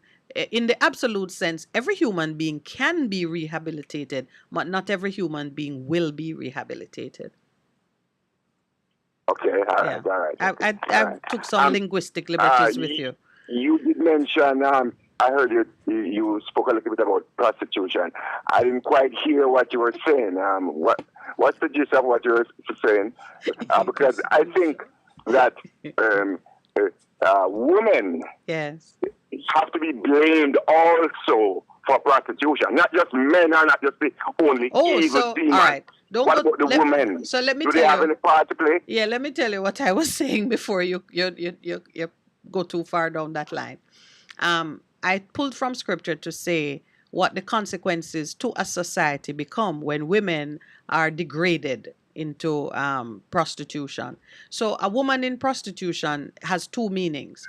One, it is a woman who has to make herself available or survive on the by relying then on her womanhood. It's not just sex for money. Let me make that clear. Prostitution in its base, in its fullest manifestation is a combination of trading your body for money, but also relying on your womanhood for money or for survival. So it says, the scripture says, don't degrade your daughters, don't put them into prostitution, or the whole land will turn to prostitution. So I was defining what it means when a society is turned to prostitution, which in a broad sense is things of value that should be given out of love and respect are sold. So for example, we as a people who have a government, things that the government should do for us ends up going to the highest bidder. And persons who deserve it and need it can't have access to it because they can't afford. So even things like healthcare, good education, security in your communities, if you can't pay for it, you don't get it because they tell you that there isn't enough money for it to get to you and only the man who can pay for it. So, and then I also said services that should be given in love are given perfunctorily, meaning you just get it. Same on them, put it on and walk away, leave it.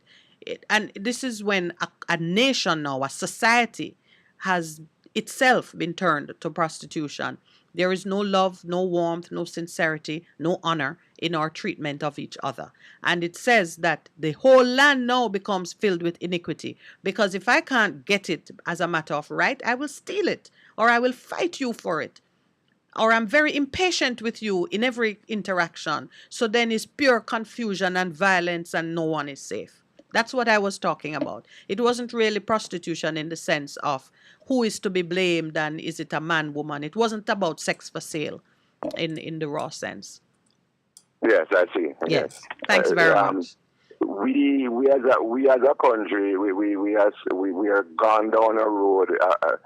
I don't know if there will be a coming back from the madness. I don't know for sure. Yeah. Well, we but don't. Hopefully we will. But yes. we need to do certain We need right to do things. absolutely. That's where I am in my thinking too. There's some things we need to do. Yes. All right, my brother. Thanks very much. All right.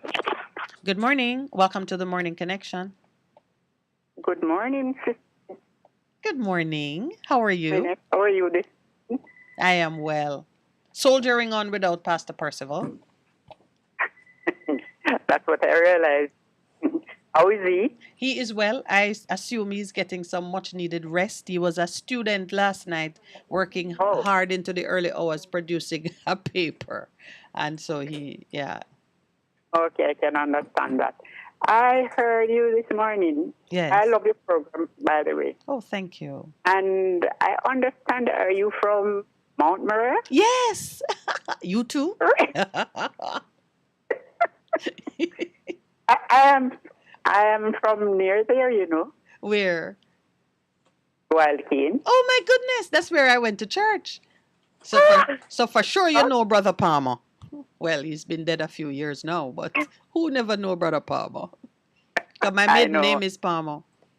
Mm-hmm. And my Yeah, I heard the talk this morning about the technology. Yes. The training. Mm-hmm. I am very interested in it because I am not that savvy anymore. I just need to get some training, but I am at a loss where to go. So now, I know you listen to the program, so you will hear because we will have some of those answers. We will, not some, we will specifically have those answers. A lot of work is being done in giving people the skills navigate. So we will have those answers for you. You want to say something, Lowell? I see you looking very wise. Oh, no, boy, Give that's it. I'm hoping that I always look wise, but that's Well, another story. You stepped it up a notch. I'm encouraged that she's expressing an interest. Sorry, that you are expressing an interest. And while I was listening to you here, we plan to do some outside broadcasts. So the thinking is that in addition to doing it in studio, when we get around to the various communities, we will also offer as much as we can by way of training. There are some other programs that we'll be doing that includes education. And so as we get the feedback from the various communities, it helps us to build a program that will include all the various areas that need that kind of attention. So we thank you very much for expressing your interest, and certainly it would help us if others would come on board so we can know, the numbers we're dealing with and the areas in which we need to focus. But what I'd like to do, though, if you don't mind leaving your number with the engineer, especially because you come from Wildcane. So I need to get to the heart of that. I'm not living there now anymore. No, man, I figure I'm not living in Mount Mary anymore either, but I'm still connected. Your neighbor. But yes, so if my neighbor could please leave name and number, I will talk to you and see where you are and what level of training might be great for you, and then we can just get the information as to how you could be accommodated, especially right away, if that's your desire. Right. Okay. By the way, the connection name is really Davis. I don't know if that ring any bell. Yeah, but hold on a minute. You don't realize that we might also be related. Because the Wints and the Davis, are well locked up together. Are you a Wint? Yes, my mother is Wint. From John Reed? Yes. All right. And Davistown, is right next door. And you realize that Righteousness is a Wint from St. Thomas. And quite a number. I heard him what he said was from Clarendon or. No, St. Thomas, and he's living in Porus. But there's a whole family of Wints that left from John Reed and went to St. Thomas, and Righteousness might be from that line. God. Family connections, man. All right, my sister. The engineer will take your name and your number so we can talk. Yes. And more likely than not, if you don't know me exactly, you know my big sister. Perhaps. Yes. Perhaps. Yes. And my bigger siblings might make me even more acquainted with them. Yes. Yeah. Small world. It is a small world. All right. Have a great day. You too. Thank you. Good morning. Welcome to the Morning Connection. Hello, good morning and welcome. Hey, how are you, Neville? Neville, did you make it in? Because I didn't get anything from Vincent. I don't make it yet. All right. I'm very busy right now because it's taxation time. Mm-hmm. Yes, I apologize for that, but I'm going to drop it off soon. The citizens of Jamaica, thank you. And your valuable callers. Good morning. Now, Pastor is there with you? No, Pastor took a sabbatical. You know how those pastors are. They minister long into the night. I was listening to the show earlier, and I want to talk about women and prostitution in Jamaica, or transactional sex. Yes. It have a lot to do with this murder rate that is occurring here. Yep. You see the labor market in Jamaica mm-hmm. and the cash flow cycle in Jamaica. We have to fix those two things first. And it's going to take a very, very serious set of people to fix that. Because right now the Ministry of Labour is useless to our people. Now, Miss Minute, help me trash out this. Mm-hmm. The minimum wage supposed to be raised next week, right? Mm-hmm. And it's supposed to go to $9,000 for 40 hours of hard work. Now, one of the industries that employ most women in Jamaica is the gambling industry or the gaming industry and household helpers, right? Mm-hmm. Now, these people have to wake up from all 5 o'clock to get ready to go to work. And they go to work. Those in the gaming industry, some of them working 12 hours every day. Those who in the wholesale, they work hard, they get half an hour lunchtime. The household help off it clean, do, pay everything. If they're going there to wash, they want them to cook, they want them to iron. All these different functions for the same money. That can't work, you know. Because look here, you see, in the gaming industry, when a girl who sells cash pot, she works 72 hours a week, and you only pay her $10,000 a week. And when you do the maths and the work, by law, she's supposed to get approximately $23,000 a week. And when you tell her that, she said, the boss not pay me that, you know, because of the system set. The mindset that drive crime, because you see, when that girl go home her yard, any man she catch, you know, him have to replace that money and her satisfaction. If not, him not going to get any money, you know. How can a society operate like that? And so, you know, you have just kind of given a graphic description of what is meant when it said the society itself turns to prostitution and the land is filled with iniquity. Sometimes we read these words in scripture and they kind of go over your head and you can't really pull them down to the ground to understand what they mean. Whether you believe in the Bible or whatever your belief might be, there is a cause, there's a causative connection between certain social behaviors and what you see being lived out in your society. And we have to seek to understand it. You're right that when someone is underpaid in their legitimate job, survival dictates that they find ways to close the gap because life fights to perpetuate itself. That's the nature of it. Even within your own body, your own body makes choices in how it apportions energy in order to preserve your vital organs. Yeah, Miss Minute, you ever go downtown and see on a Saturday night in the wholesale or they pay the workers them? No, sir.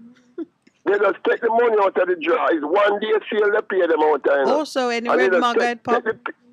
Hello? Anywhere at Margate Pop, if you don't have enough money in the drawer, you don't get a full pay? No. They just take the money out of the jar and they say, John Brown, come here. And they just give him the naked money in him and no pay slip. Yes. No statutory deduction for NIS, NHT or education tax. And then you send him in yard and you know pay him for the overtime and the double time. In fact, you're not even calculating it. Yeah, and if him talk, you fire him because you have 10 more people out the road who are desperate for the job. We are in slavery, you know. Yeah. And you listen to the news this morning where the schools, a lot of schools, don't pay over the statutory deduction for teachers, especially to the NHT. Yeah, not just... And we have a big Ministry of Labour down there who's supposed to protect us from slavery and these things going on. And to make things worse, you know, those who lead in us, leading MP, councillors, they don't educate their constituents about that, you know. So now, tell me, Neville, do you see a role for restorative justice in this context? Meaning, at the community level, people take an interest in being educated, knowledgeable, and insistent on some of these rights. Because if you know what to expect, then you're not going to put yourself in a certain situation. You will fight for more. But definitely, but look here, but we have to address the inequity among us first. But that is at the heart. Who is elected to do so must do their work. We're trying to pick a starting point that is both manageable and effective. Let me give you one more mathematics. Yes. Did you know that the Jamaican dollar is the only currency in Jamaica that you cannot save it? If you try to save the Jamaican dollar, inflation burn it up. And if you put your money in the bank lend out your money and get interest on it, and him don't give you no interest on it. He will charge you to keep your money. Yeah, and then you have a Ministry of Finance. Who the Minister of Finance and the Minister of Finance and the leader of the opposition and most of them in the parliament, they have shares in these institutions that they're protecting their future investment. And you can't get no interest on your money in the banks. And they want everybody to join bank. As a Country can run, sir. As a practical matter, Neville, you're right. And persons listening who understand fully what you're saying should know that when you get Jamaican money, convert it into something of value, meaning buy food, pay a bill, whatever it is. But yes, you put it in the bank, it loses value. You know, one of the reasons why, Portia Simpson Miller, yes, you know that she couldn't testify the other day in the traffic war. Yes, I saw that and I had some knowledge of And it. my lawyer friend tell me, yes, tell me that when the judge read the thing from the doctor, Mm-hmm. she just said the public cannot see this information, none at all. And you know why Portia Simpson is classified as one of the top 10 richest women in Jamaica? It's not because she have no whole heap of money on her land nowhere. No. It's because she have a livable pension. And she's able to stay alive now because of her pension. And did you know that 9 out of every 10 Jamaicans don't have any pension? Well, and they work harder than the Prime Minister. And it's How all. will you rationalize that? But you know that it is our responsibility to make the changes on the ground now that will create a better environment moving all forward. a man like me now, Yes. me never. Yes. In an independent city where I sit down underneath the mango tree, when we talk about these things in my community, you have some political affiliate. I talk about careful when I say because of the thing set. But you know, Neville, Man, tell me that in a man. yes, but hear what happened now. We have to learn how to address some of these issues from the root and not based on the symptom, because the symptom will seem like you're attacking a policy or a political system, or when in truth and in fact, when you talk about we have to solve the inequities, that's the point I was making earlier about the true meaning of justice. Justice is not about dispute resolution.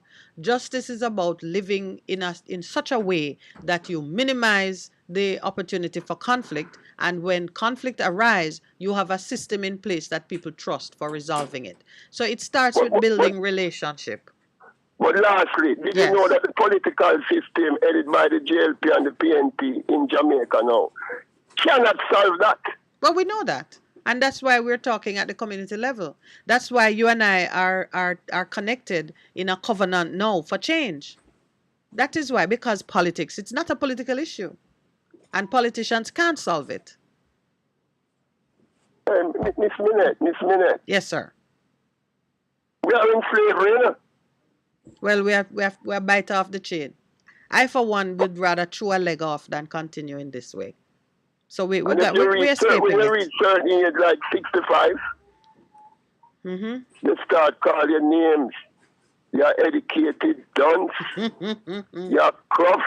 Look for when you're there upon the earth. And you know how much people filing tax return this year? Only 40% of the working class. The other 60%, they disappear in this corrupt system. And then we expect the children of tomorrow not to find creative ways to survive. And crime not to survive in this criminal society. Well, Neville, all I can say, I have another call to take now. All I can say is that I'm glad that you and I are at one in doing whatever we can to change it. Whatever we can. But I say by any means necessary. Miss Minette, I don't know about nobody else, but I know by 2070. Dead and gone, you know. Well, me too. Me want to leave a good legacy here, you know. Absolutely. So that when never dead, you can't say me did try, you know. You tried. You made a mark, a scratch, a little dimple. I want to say this finally. You must answer to me, please. Yes. You know any woman want any poor man? If he's poor in spirit, yes. Because the Bible said, blessed are the poor in spirit. If you don't have no money in today's society, all right, Neville. Your supper, not even honey you get. I gone. Good morning and welcome to the Morning Connection. Good morning, my lady. Good morning.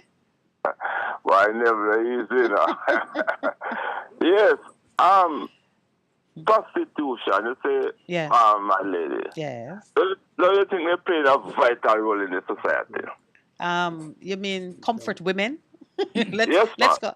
Comfort women. In fact, that is a notable profession in some societies. All right, I got the signal for the break. Please tell me you can wait while we take our constitutional break. All right, good. You're listening to Best. 100. What should a taxi service do for you?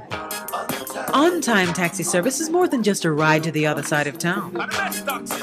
They offer clean and spacious vehicles, reliable service, and promise to always look out for their customers. They'll come when you call and take you where you want to go on time.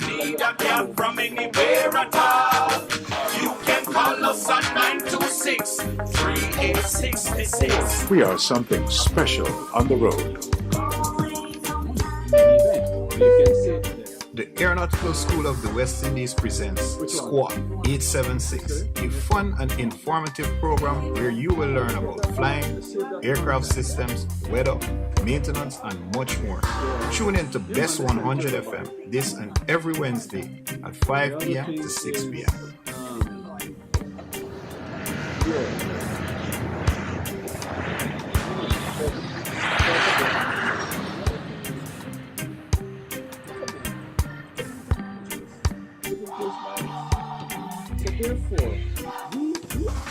Praise the Lord, praise the Lord. God is good. This is already Pastor and friend Reverend Simon Peter Jones, inviting you, my friends, to listen every Tuesday evening on Best 100 FM at 7:30 p.m. for the program The Voice of Hope, as we extend hope to the hopeless in this dying world.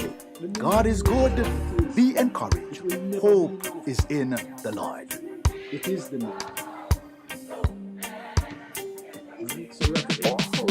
Hey, Zay, let not your hearts be troubled. Just believe in God Almighty and daily renew the mind. As we live in this time when fake is more valued than real, lies prefer to truth, the unnatural put above the natural. This is Lady Donna, aka WD Don, with a new song, Almighty Jah, encouraging your people to keep the faith that God will make a way. Get your copy today. It's on all digital platforms. Lady Donna Official on Instagram, Facebook, AsujaRecords.com. For bookings, Asuja Record Label at Gmail.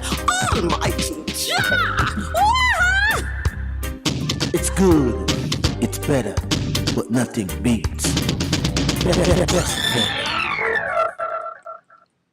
Good morning and welcome back. Yes, as I was saying.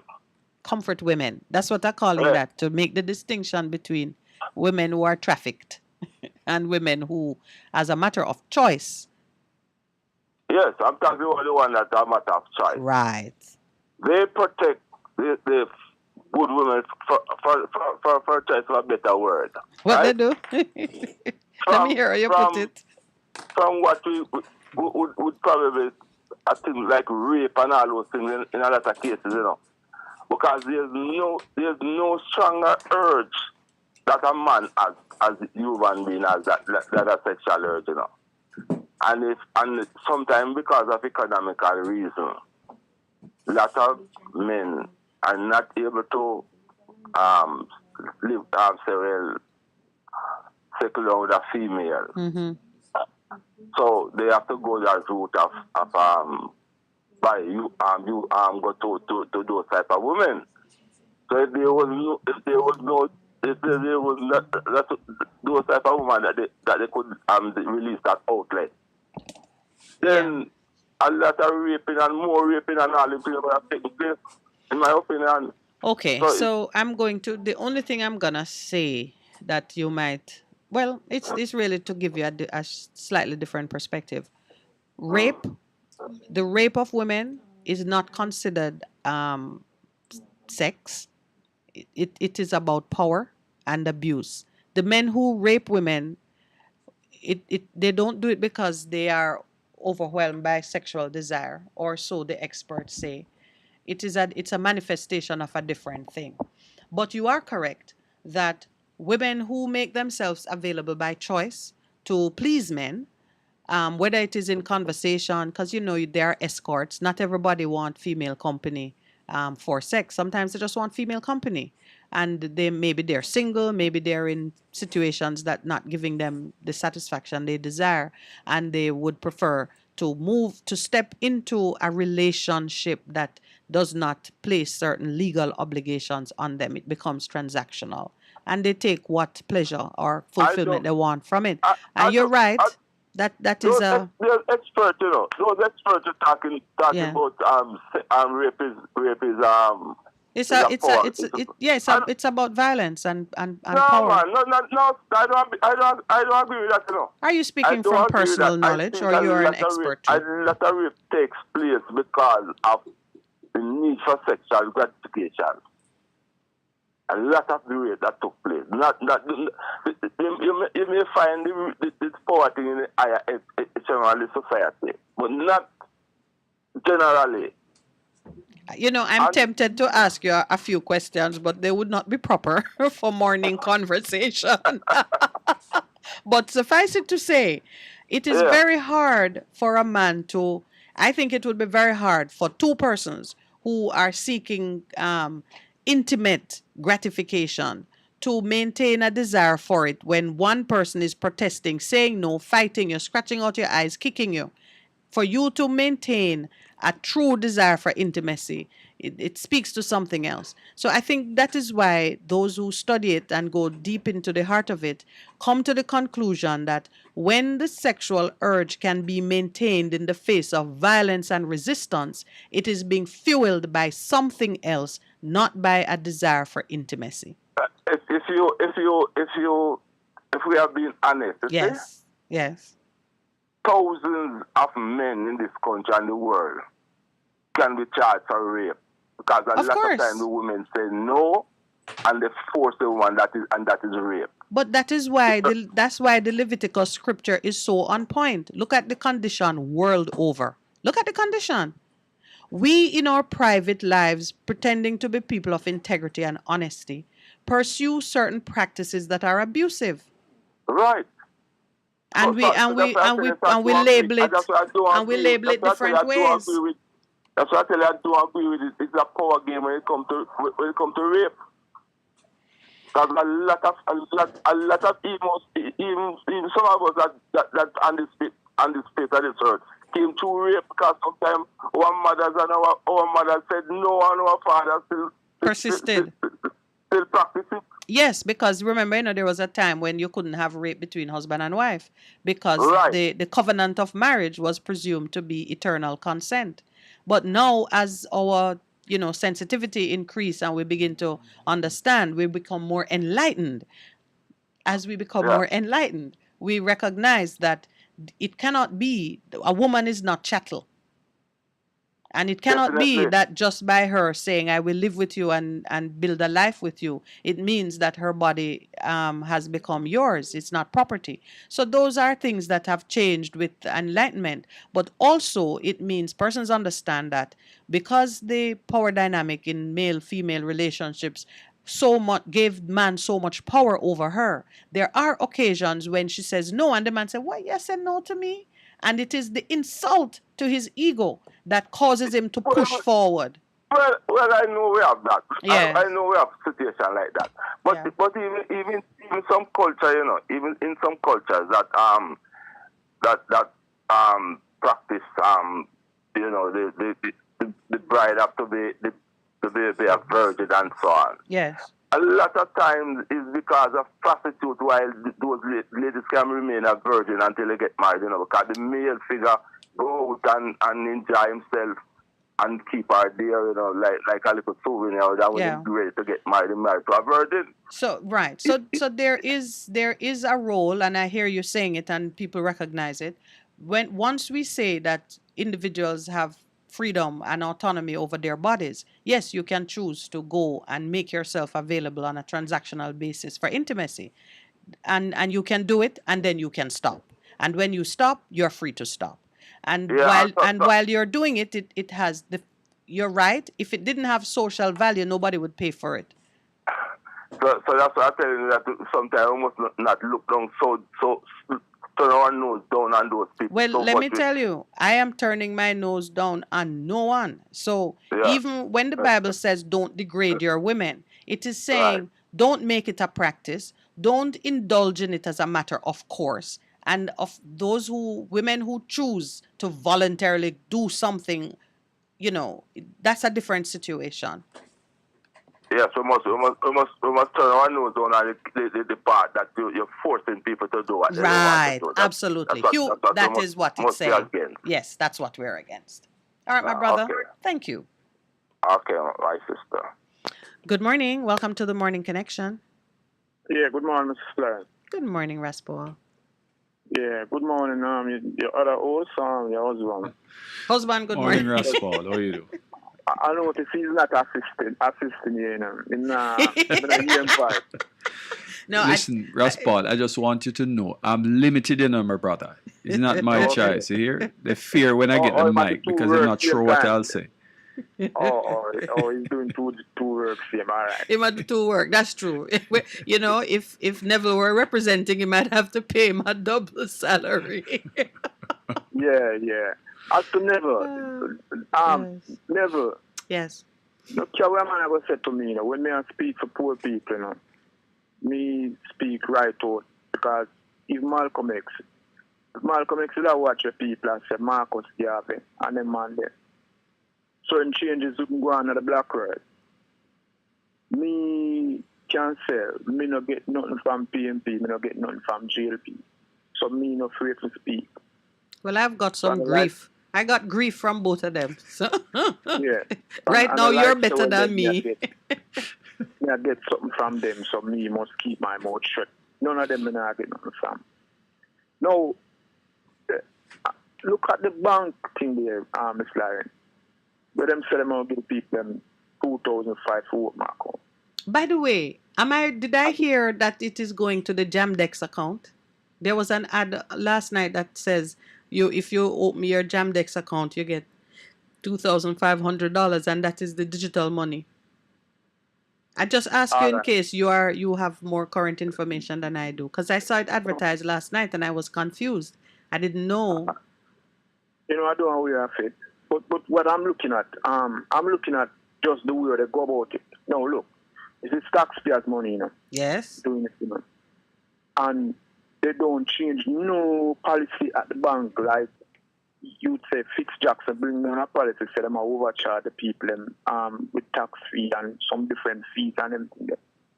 So when you get 100,000 people now, who benefit? Your bank friend. Of course.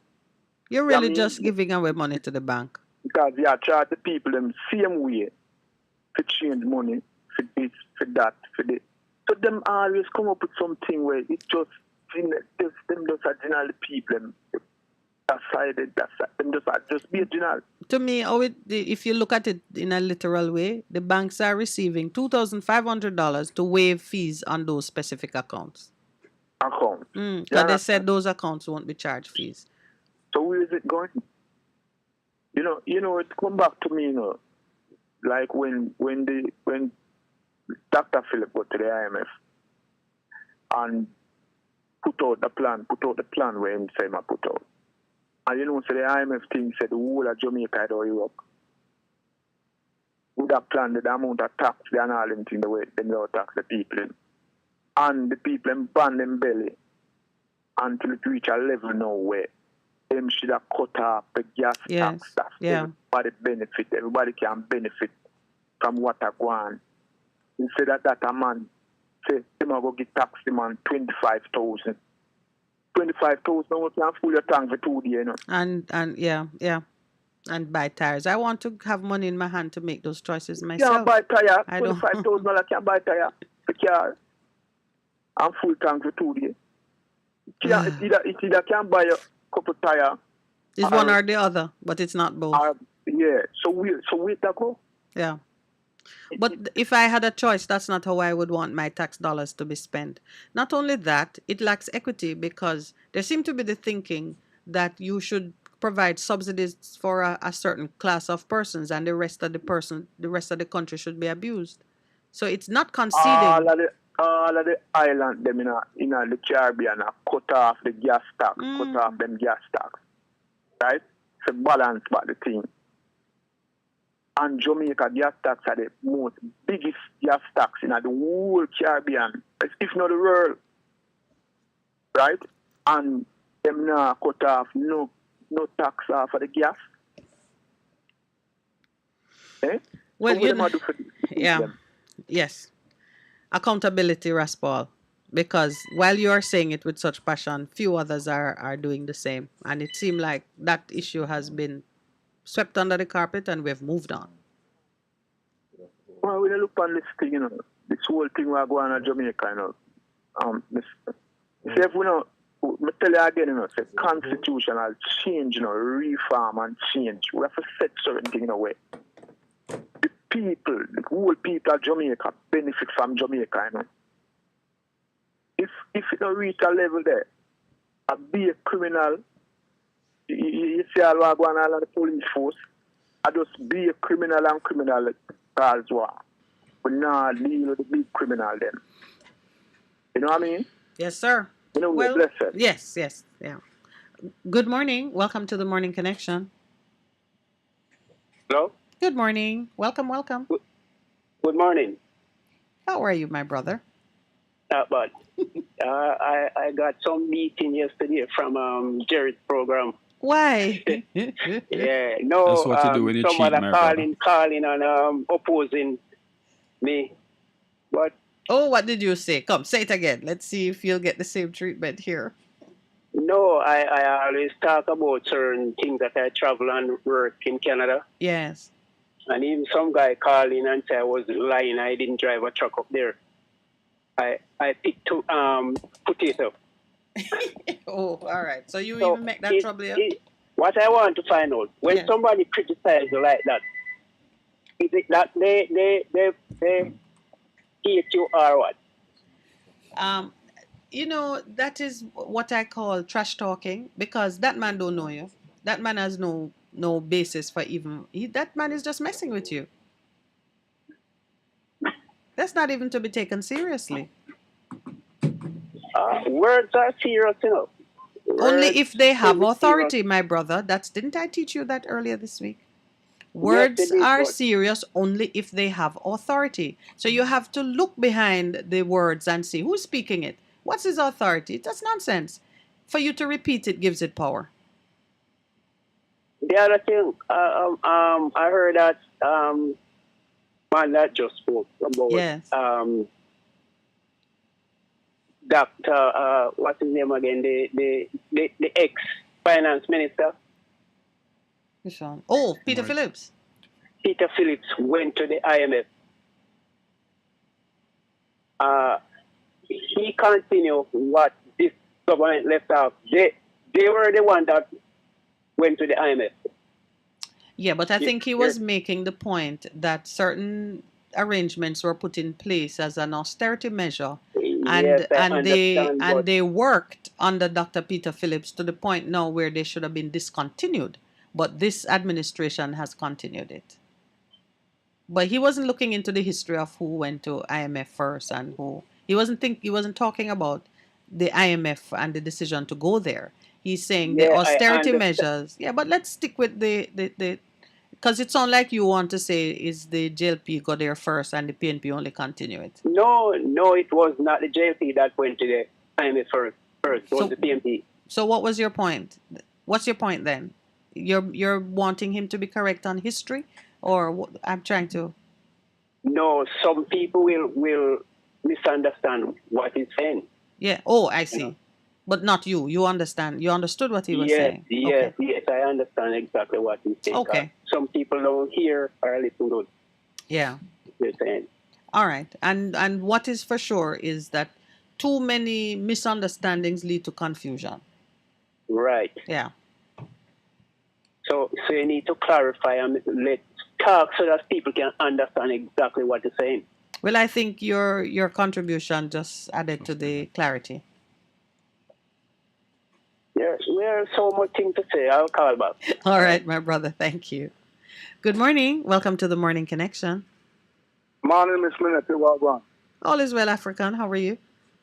I'm the president of the first, you know. Whatever you're saying to me today, I do want to hear from you how you intend to celebrate Rastafarian Month. You know, my mom is winter. Are you serious? Miss Minette. And she's from, is she from Manchester or St. Elizabeth. St. Elizabeth? That's close enough. Next door parish. Yes. My father come from Manchester, you know. There you go. All right. Well, let me tell you, we have blood covenant. I am not here by accident. When I hear, some of the regular callers, and I realize that we are kinfolk, as they would say. What's on your mind this morning? And sir, as me not talk about the IMF and the politician them. Yes. Last time they go to the IMF to borrow money, the IMF tell them. No, go ahead, tell me. The IMF tell them to go to the housing trust. Oh. The IMF send them to the housing trust, I'd never heard that. And if them go to the housing trust themselves, the IMF tell them to go take out the money out of the housing trust. I'd never heard that, Africa. What the woman named Miss Lagarde? Oh, Lagarde. Yes, Huh? yes, Lagarde, the French lady who was head of IMF. Yeah, and she go get big job now, and she tell them say to go to the them not get no money for borrow, go to the housing trust, got to cut in there. All right, so let me ask you, how you feel about that? An international funding agency says use money that is in your own economy. What do you think? Another them own economy. Use money for their own economy. Yeah, the housing trust money is within Jamaica's economy. Yes, but it's not for that use. I know it isn't, but you go to a man to borrow money. You go to a foreigner to borrow money. And he says, borrow from within your own family. What do you think about that? I think him should tell them same do have any money to borrow, to lend them, and then to find another source. Then the other source, then tell them to find is their own. I'm just asking you. Go to the housing trust. Yeah, but I'm just asking you, what do you think about, do you blame the IMF or you blame the Jamaican government? I blame the both of them. But you can't blame the one that's outside of your control. You must blame the one within your control. Miss Minity, Yes, brother. the government go to the IMF to get loan. Don't? Yes, but when you go to borrow money from somebody and any answer them give you except a yes, it's up to you what you do. Even when they give you a yes, you can change your mind. I mean, there is, you're sort of elevating the conversation to a place where international institutions must behave with some sense of responsibility towards domestic issues. When Yes. them take the money from the housing trust, they're not going to pay it back. Well, they should, but that is an internal matter. That is for us, because remember, it's not strangers doing it. Is really Jamaica taking out of a Jamaican pocket, and there should be honor in how we do things. Because if you have money, let's say you put aside money for your child's school fee, but an urgent bill comes up and you want to deal with that, and the only resource you have is the money you have put aside for school fee, and you take it and you use it. Let's say it's even food for the same child. Aren't you under an obligation to make sure that school fee pay when school start? There you go. The same should apply in our country. If our government says something urgent are going and we need to borrow from the housing, from the rent money, when it is time to pay rent and to make sure houses are in place, we must put it back. How we all get them to put back this money, Miss Minity? It's not them, African, it's us, because we are the ones choosing governments and we are the ones who are supporting them and refusing to move them out of position when they are not performing in accordance with our expectations. But you say how? From me, like the awareness I have and the commitment that I have to be insistent about certain things, it comes from the foundations. It comes from my family, how I was raised, the values and the principles that are in me, not part of my blood and my thinking. So the only thing I can do is say, as an adult, My role is to help others to see the utility of that approach and to teach and to teach and to encourage and to build and to encourage and to build. It may take 2 or 3 generations, but it starts with that first decision. And I can't give up on it or stop doing it because I don't see it working in my lifetime. I have to do it and trust that I teach my child to do the same, and we each one bring one. When we find out that the PNP and the GLP take out the housing money, what we are going to do to get rid of them? Because them now pay it back in Miss Minute. Well, you know how it is done constitutionally. You go into elections with knowledge and awareness, and you make sure you vote the right way, because we are a democracy. If we were something else, we would take an avenue that is appropriate to the something else. But we are a democracy. So the way we do it is by consensus and education and voting properly. The time will come. Be prepared. So we need a third party to deal with this then? Or a fourth and a fifth. We're not limited to just 1 or 2 or 3. We need as many persons who are prepared to get out there and start the conversation and put their money where their mouth there. As many of those. I have another call, African. This is... Mr. Party seen a problem with him party where him set up? I did not hear that. I didn't hear about it. I mean, we've been asking and callers have been, you know. When last I hear from him?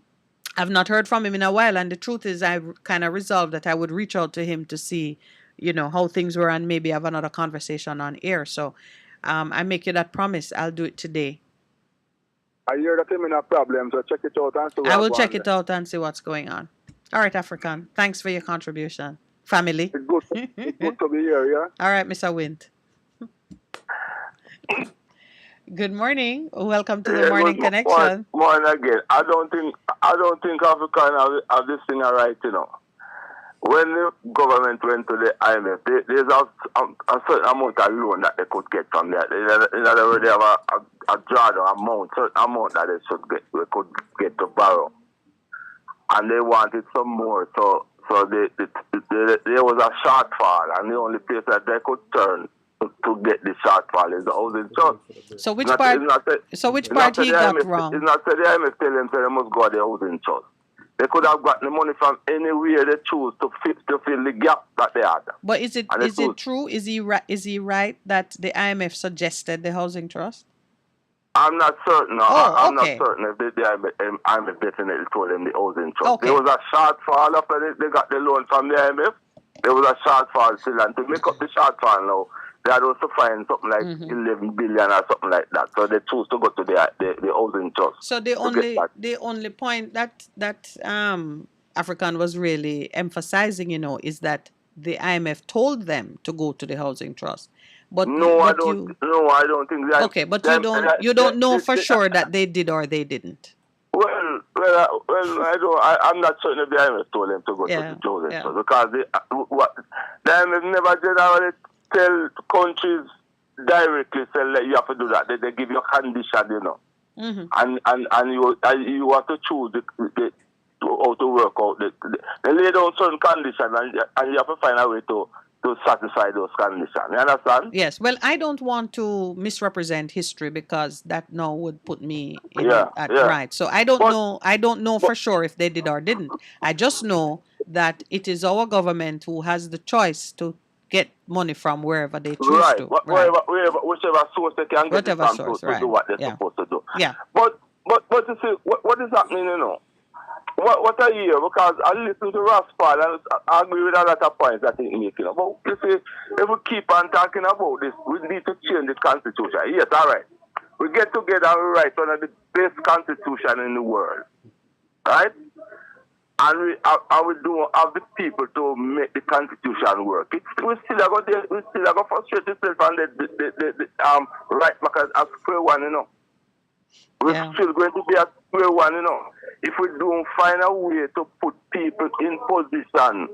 Well, all right, suppose we say, my brother, the Prime Minister, suppose we say, for argument, the Commissioner of Police, if he's not doing a good job, he's supposed to be removed. Who is going to remove that man? if we don't have the will of the citizen. Because everything comes right back to us, you know.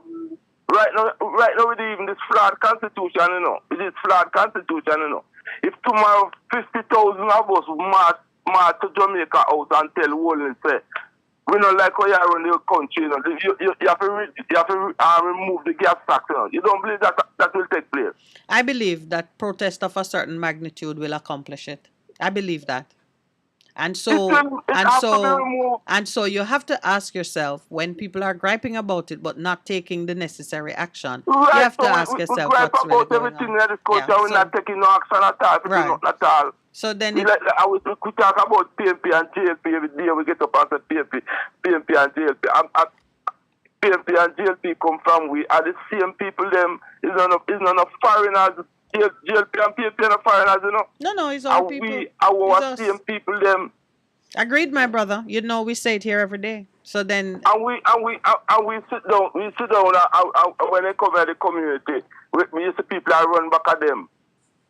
And ask them the right questions. And even if you as an individual, because my MP come to my community one day, you know, and I said to him, listen, man, is every little green space, you know, say, on a pour concrete on it, and the man tell me, the man go look for me and tell me, say, no, say, it's not them.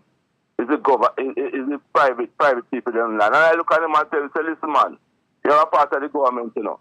Anywhere the government don't want to build, you can't build in this country. Yes, because there's zoning regulations and so there's on. Zoning and they have a land, and something like a land acquisition law that they can stop you from building anywhere you want. Of course, that's the regulation that we pay people to put in place. They're not doing what they're supposed to do. And you know, people in this entourage look at me and tell me, say, oh, you're talking to the big man, so boss. You're talking to the big man, so.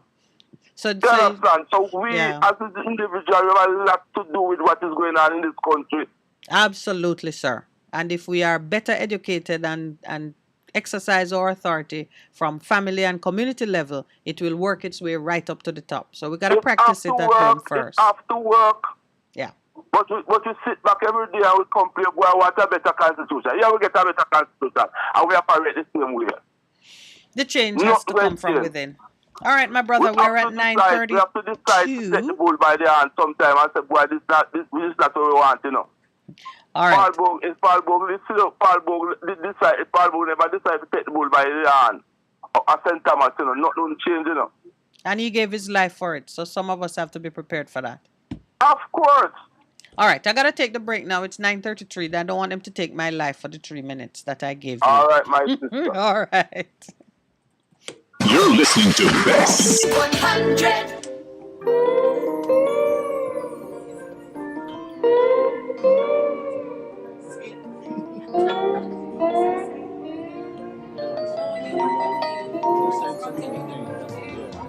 Value yourself, man. Believe in yourself.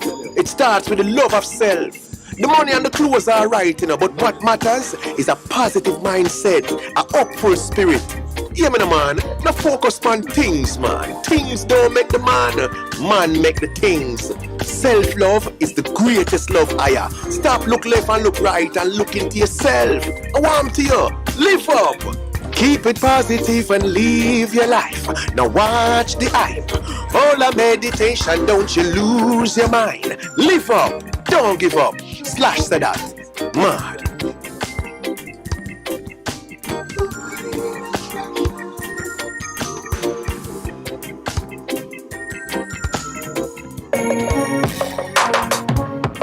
Looking to clean your vehicle super clean? 123 Clean Car Wash, located at 2 1/4 Osborne Road, Kingston 10. Entrance on Grove Road, below Tropical Battery. They wash and vacuum, undercarriage wash, engine wash, polish and compound, shampoo and detailing. Call them at 876-631-3400. 123 Clean Car Wash, the best in the business for a cleaner wash. Believe me, it's so easy. 1, 2, 3. The Morning Connection is not your usual talk show. We aim to stimulate discussion and chart new paths to self-empowerment.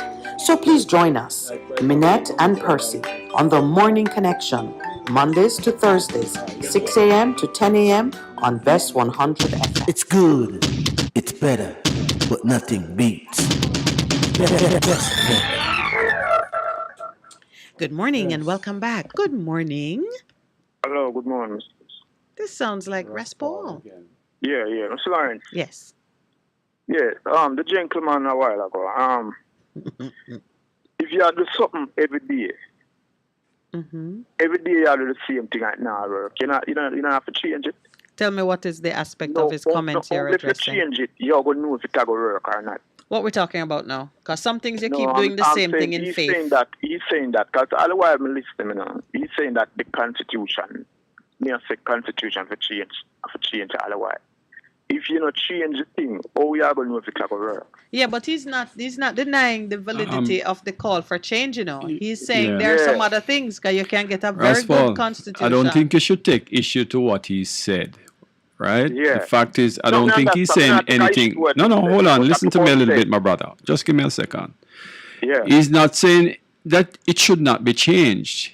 He's saying, in addition to changing it, then people must make it work. So he's saying that, yes, you're talking about changing it, but people must make it work.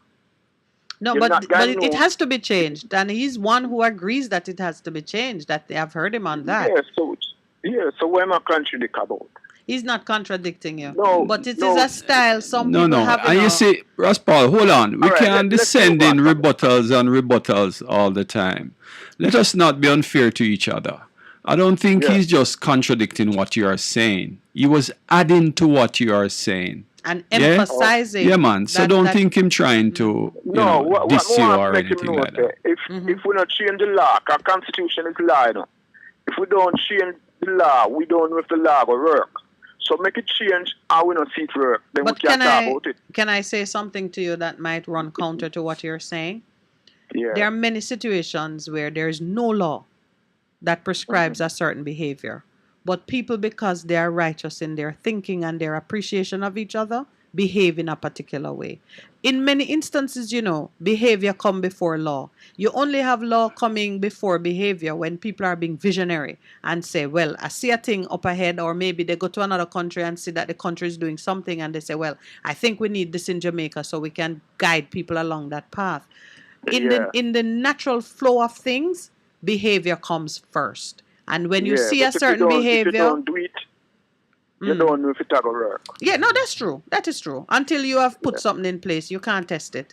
But to the IMF now, IMF not going to tell Jamaica to take money from the housing trust, because the housing trust money is not US dollar. I would be very surprised. I'd be very surprised if the IMF would say as specific a thing as that. But I wasn't prepared to contradict him, lest it is some factual information he has that I'm not aware of. All those things are possible. The last money IMF lent Jamaica is $520 million US dollar. This government draw down to deal with the Kobe situation. Yes. But what I was talking about, the thing that I was lamenting first, is that when we couldn't get the money from the IMF and Dr. Peter Philip go to the IMF, the plan that he go with, right, is not to raise people pay until... Yes, it was an austerity plan. Time. It was austere, managed to belt up and take it. Everybody them belly. Yes. Right? I think he might give must 4% or 2%. And at the same plan continue until now, where they might get more tax, and tax are raised. No raise, you know. Every year. You know, Raspal, I have another caller on the line. You don't need to make the point again, because it was well made the first time and no one is mistaken about it. Even the brother who called and said something about who went to pay to IMF was not even taking away from your point. You so made an excellent point. It should go. It should go. To make Jamaica people feel, because yes, everything, biscuit, bread, everything. It should, but it should go. There's no doubt about that. Yes. So. All right, my brother. Thank you again. Yeah, man. That's it. Good morning. Welcome to the Morning Connection. Yeah, I have to just bring some clarity to this IMF thing. Ah, yes, sir. Yeah, when Peter Phillips went to the IMF, Jamaica could not get any money at all to borrow in the world. Yes. Our credit ratings was so low, below par, and our integrity was on threat. Because of the Jamaica Labour Party government walk out on an agreement with the International Monetary Fund and the Bruce Golding administration. Those bunch of dunce. Oh, was that the time when yes, and Portia, when Portia coming. Yes, yes. Now, when Portia came in, I was doing auditing at the time. And they were having problem in finding money to bridge the pressure that the IMF put on, and they suggested a haircut on the debt. I remember that. Haircut means that they go around the country and all of the big companies that the government owe. Yes. They try and say, boy, we can't pay so much interest again, you know. Yeah, they waive so some cut down the interest rate so that we can have like a wiggle room. Yes, some of us remember and that. Those were interest rates that was introduced on the Jamaican people by the greatest finance minister ever. One name, one PNP, one we create FinSac. That's Mr. Davies, I think. Dr. Davies. Davies. And he retired now with a livable pension, you know, and gone left the Jamaican people in a deep water. All right, so let me ask you this, Neville. And listen to this, let me clarify this for you. When they went to Sagicor, the government was Sagicor one whole heap of money, you know. People pension money where them borrow from Sagicor. Mr. Biles was so upset with them. You tell them no haircut.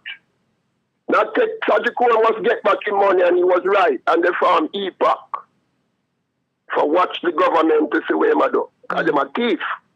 And out of the EPAC, they come up with this idea about going to the NHT and raid poor people money. Because the NHT money is what they call sacrosanct in law, you know, not supposed to touch. Trust money.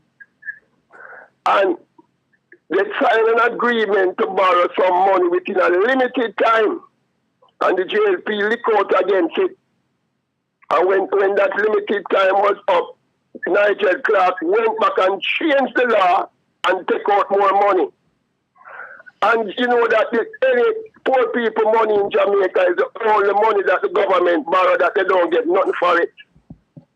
If they borrow Chinaman money, them give them interest on land. If them borrow IMF money, them give them interest back on them money. And when them borrow Jamaican poor people money, they don't give them nothing for it.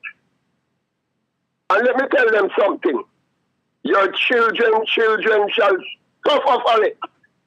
And the average Jamaican who call themselves PNP and Labour Right, most of you sending your children to school in vain under these two political parties. Go ahead, Miss Minette. No, you answer the question. Not supposed to touch it, you know. You answer the question. The question I was going to put to you is whether it came from the IMF, as African was saying. But you answered it came from EPAC. Pressure. There were Peter Phillips, the administration was so pressured that they had to turn back on the blood, sweat, and tears of the poor Jamaican people and rob them. Because they should provide land for that money, you know, so that people can get place to live. And then see them want to turn around and call the Jamaican people squatters. We're getting to that, Neville. Thank you for the clarification. Hello, Miss Minette. Yes, sir. Miss Minette, you see most of these people who are in their cabinet, they are not qualified for the portfolio that they're running, you know. Well, we know that because we see how they're chosen. And we know what they were doing before, the day before they were chosen. So all them to go around and trick up Jamaican. Them all have NHT money now to build police station. What am I do with poor people? You take care here. All right, my brother. Good morning. Welcome to the Morning Connection. Good morning, Miss Minette. Good morning. Do you know what it means? There's a saying which them say, somebody tie you out. Yes. Okay. Well, you did exactly that to me the other day. I tie you out? Was there grass and water and a salt block for you to sustain yourself? the demonstration up at the embassy the other day. I was looking out for you. Never see you at all. Oh, that's because somebody else timed me out.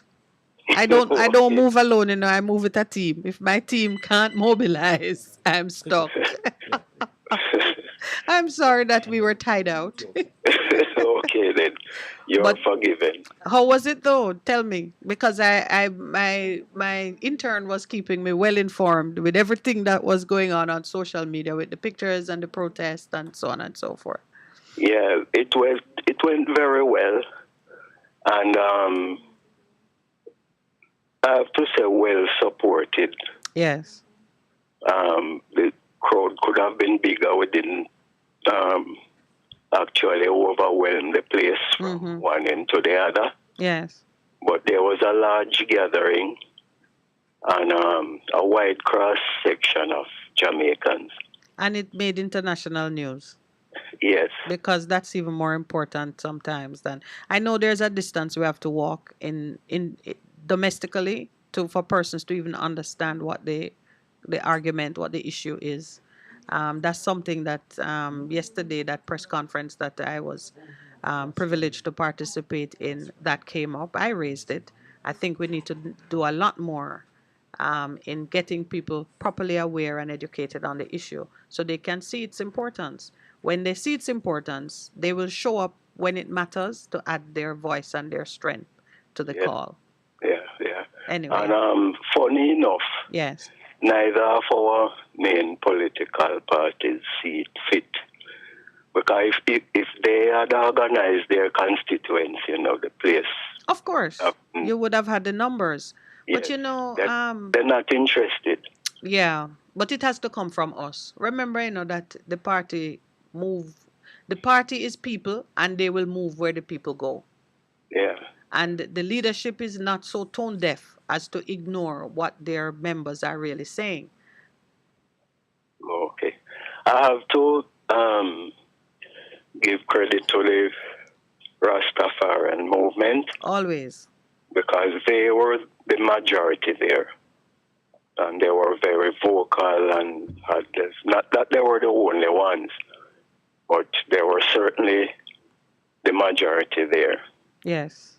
Yeah. But they have carried, the truth is, that aspect of restorative justice, when it comes to the abolition of slavery and the understanding of what it means when you have ended someone's period of enslavement, even biblically, scripturally, historically, it always involves giving the person the opportunity to go back home. If someone kidnap your child today and have them for 10, 15 years and they are found, the immediate thing is to reunite them with parents.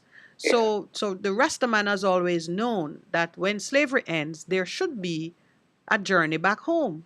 It makes sense. And it don't really matter how long you have been away. And that has been sort of the torch that they've carried on our behalf, because not many of us understood it. And you must have that opportunity to go back home, whether you use it or not. Yes, so I agree. Yeah. I want to touch on something else briefly. If you remember, the U.S. president at the time, Donald Trump, had called Prime Minister Ponis and I think some others, or three other CARICOM leaders who he think would say yes to whatever saying. Now he told Ponis to get rid of that oil deal with Venezuela. In which we get the oil much cheaper than used to. Mr. Onis never asked question. He went along with it. They told him not to pay the money to Venezuela that we owe them.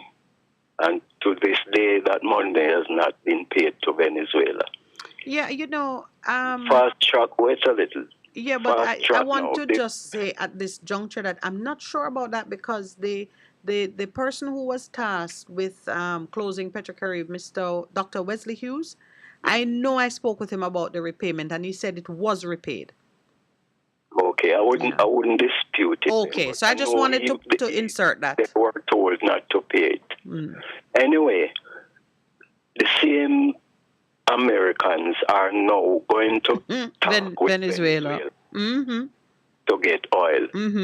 I want to hear from Mr. Hornis now. What is happening? What is his government's position now? Now that we still have to go buy the expensive oil that we were told not to take the cheap one from Venezuela. I'm wondering how him feel now. The same person who tell us, look here, don't you deal with them. They are going there now to get oil and cheap oil. I only hope the Venezuelans, I'm not hearing how they are responding to it. But do not be surprised. Do not be surprised when you see the reunion and the appropriate diplomatic statements being uttered as countries mend fences and trade resumes, because politics is the art of the expedient. Politics don't have conscience and feelings and carry grudge and hold malice. And we have to be aware of it. It is the same way sometimes we see PNP and JLP leaders having lunch and having a good time while the followers are down the bottom fighting and behaving like animals. In politics, you can't afford... Anybody else is lucky. That is true. That is true. Sovereignty and true independence. We find ourselves still having to go buy expensive oil somewhere else. No, but I think are going to Venezuela. I think if the Americans tell them to pause for a moment, my brother. I want to prepare your mind for something. The first thing is that Venezuela ought to have been using diplomatic channels to mend to restore normalcy, because the country suffer, the people suffer when trade relations and so on are broken. That's one. The second is, if the sanctions are lifted against Venezuela, because they were imposed by the U.S., so if the U.S. lift the sanctions so they can get in, everybody else can make the same and repair the relationship. And it should be no harm, no foul. But on the ground, and this is something we have been missing in how we handle international relations, you must have a level of relationship taking place, people to people, that can continue to some measure when there's a Cold War, or when there are sanctions in place that mean certain relationships can't function on a legal level. Yeah. But do we understand how America and the Western world and the whole operates? Mr. Kissinger had said one time that the Americans don't have friends. That is true. Someone online here, Earl Brown, just said USA have no friends, only interests. We need to learn, we need to learn that and mimic it in our international policy while we do something else. Interest here. What? Oil, because Venezuela want to own their oil while America want to own it through private people. And all right, my brother, I'm getting caught up in the conversation, but we are at the end of the show. So I need to, and I have someone holding. So thank you, my brother. Yes. Another morning. Okay, then. Okay. Good morning. Welcome to the Morning Connection. Africa love, my sister Minette. Africa love to you, Brass Kremlin. You're my last call for the morning. Yes, it was so a tremendous program this morning, and then it beats upon one of the greatest visits to Jamaica when His Imperial Majesty visit Jamaica. Coming up in April, you're celebrating that. Right, and we have to celebrate that, because that to the Rastafari is a mandate that should be respected. Yes. And we need more outcry from those who are administrating, because one of the glory, for the churches was that coming through Senator Winter at that time, that he proposed a question to His Majesty to tell the Rastafarians that he's not God. And when His Majesty replied to him, he said, "Who am I to interfere in their beliefs?" While it was promoted by the church that His Majesty come to Jamaica and say he's not God. And all of that was meteorized to confuse the people in Jamaica where His Majesty is concerned. Yeah. But as we know that Rastafari month is coming up. Yes. And we're going to have a broad explanation. Yes, I'm looking forward to it actually. Right, you know what I mean? But there's a lot of little complications now during this visit. Because our drums, you see, so our drums is our weapon. Mm-hmm. And we can allow the oppressors to beat our drum. So I'm very upset about that. You know what I mean? Oh, I did see the picture of they were drumming. Yes, man. They use the drums. You see them like down at Pittsburgh in Montego Bay, where some people down there, right? I'm going to never want to describe them certain way, you know. No. You know? They're still of us. Yeah, give the police the drums to play in the tabernacle. So, well, I'm at the end of the show, Ras Kremlin. But we're going to have some more discussions on it because there's some important learning in there. And, there's some important learning there. And we're all now preparing for Rastafari month. Yes, we are. And we'll be explaining to the world what it's all about, Rastafari. I look forward to participating in that. Culture in Jamaica is Rastafari. So all right, my brother. Give thanks to. Thank you so much. My producer. Blessings. And everything. All right. So thank you. Africa Love. Love. So those who are watching online can see that I'm actually packing up to go while saying goodbye to you. Thank you very much for participating in today's show. Those who missed it earlier should know Pastor Percival stayed up late writing his paper for his master's program. He was being a good student and therefore he could not be a host this morning. But I know he'll be out tomorrow morning. Have a great day, everyone. Thanks to you in the studio. Producer, thank you for co-hosting with me. I gotta just say blessings and have a great day.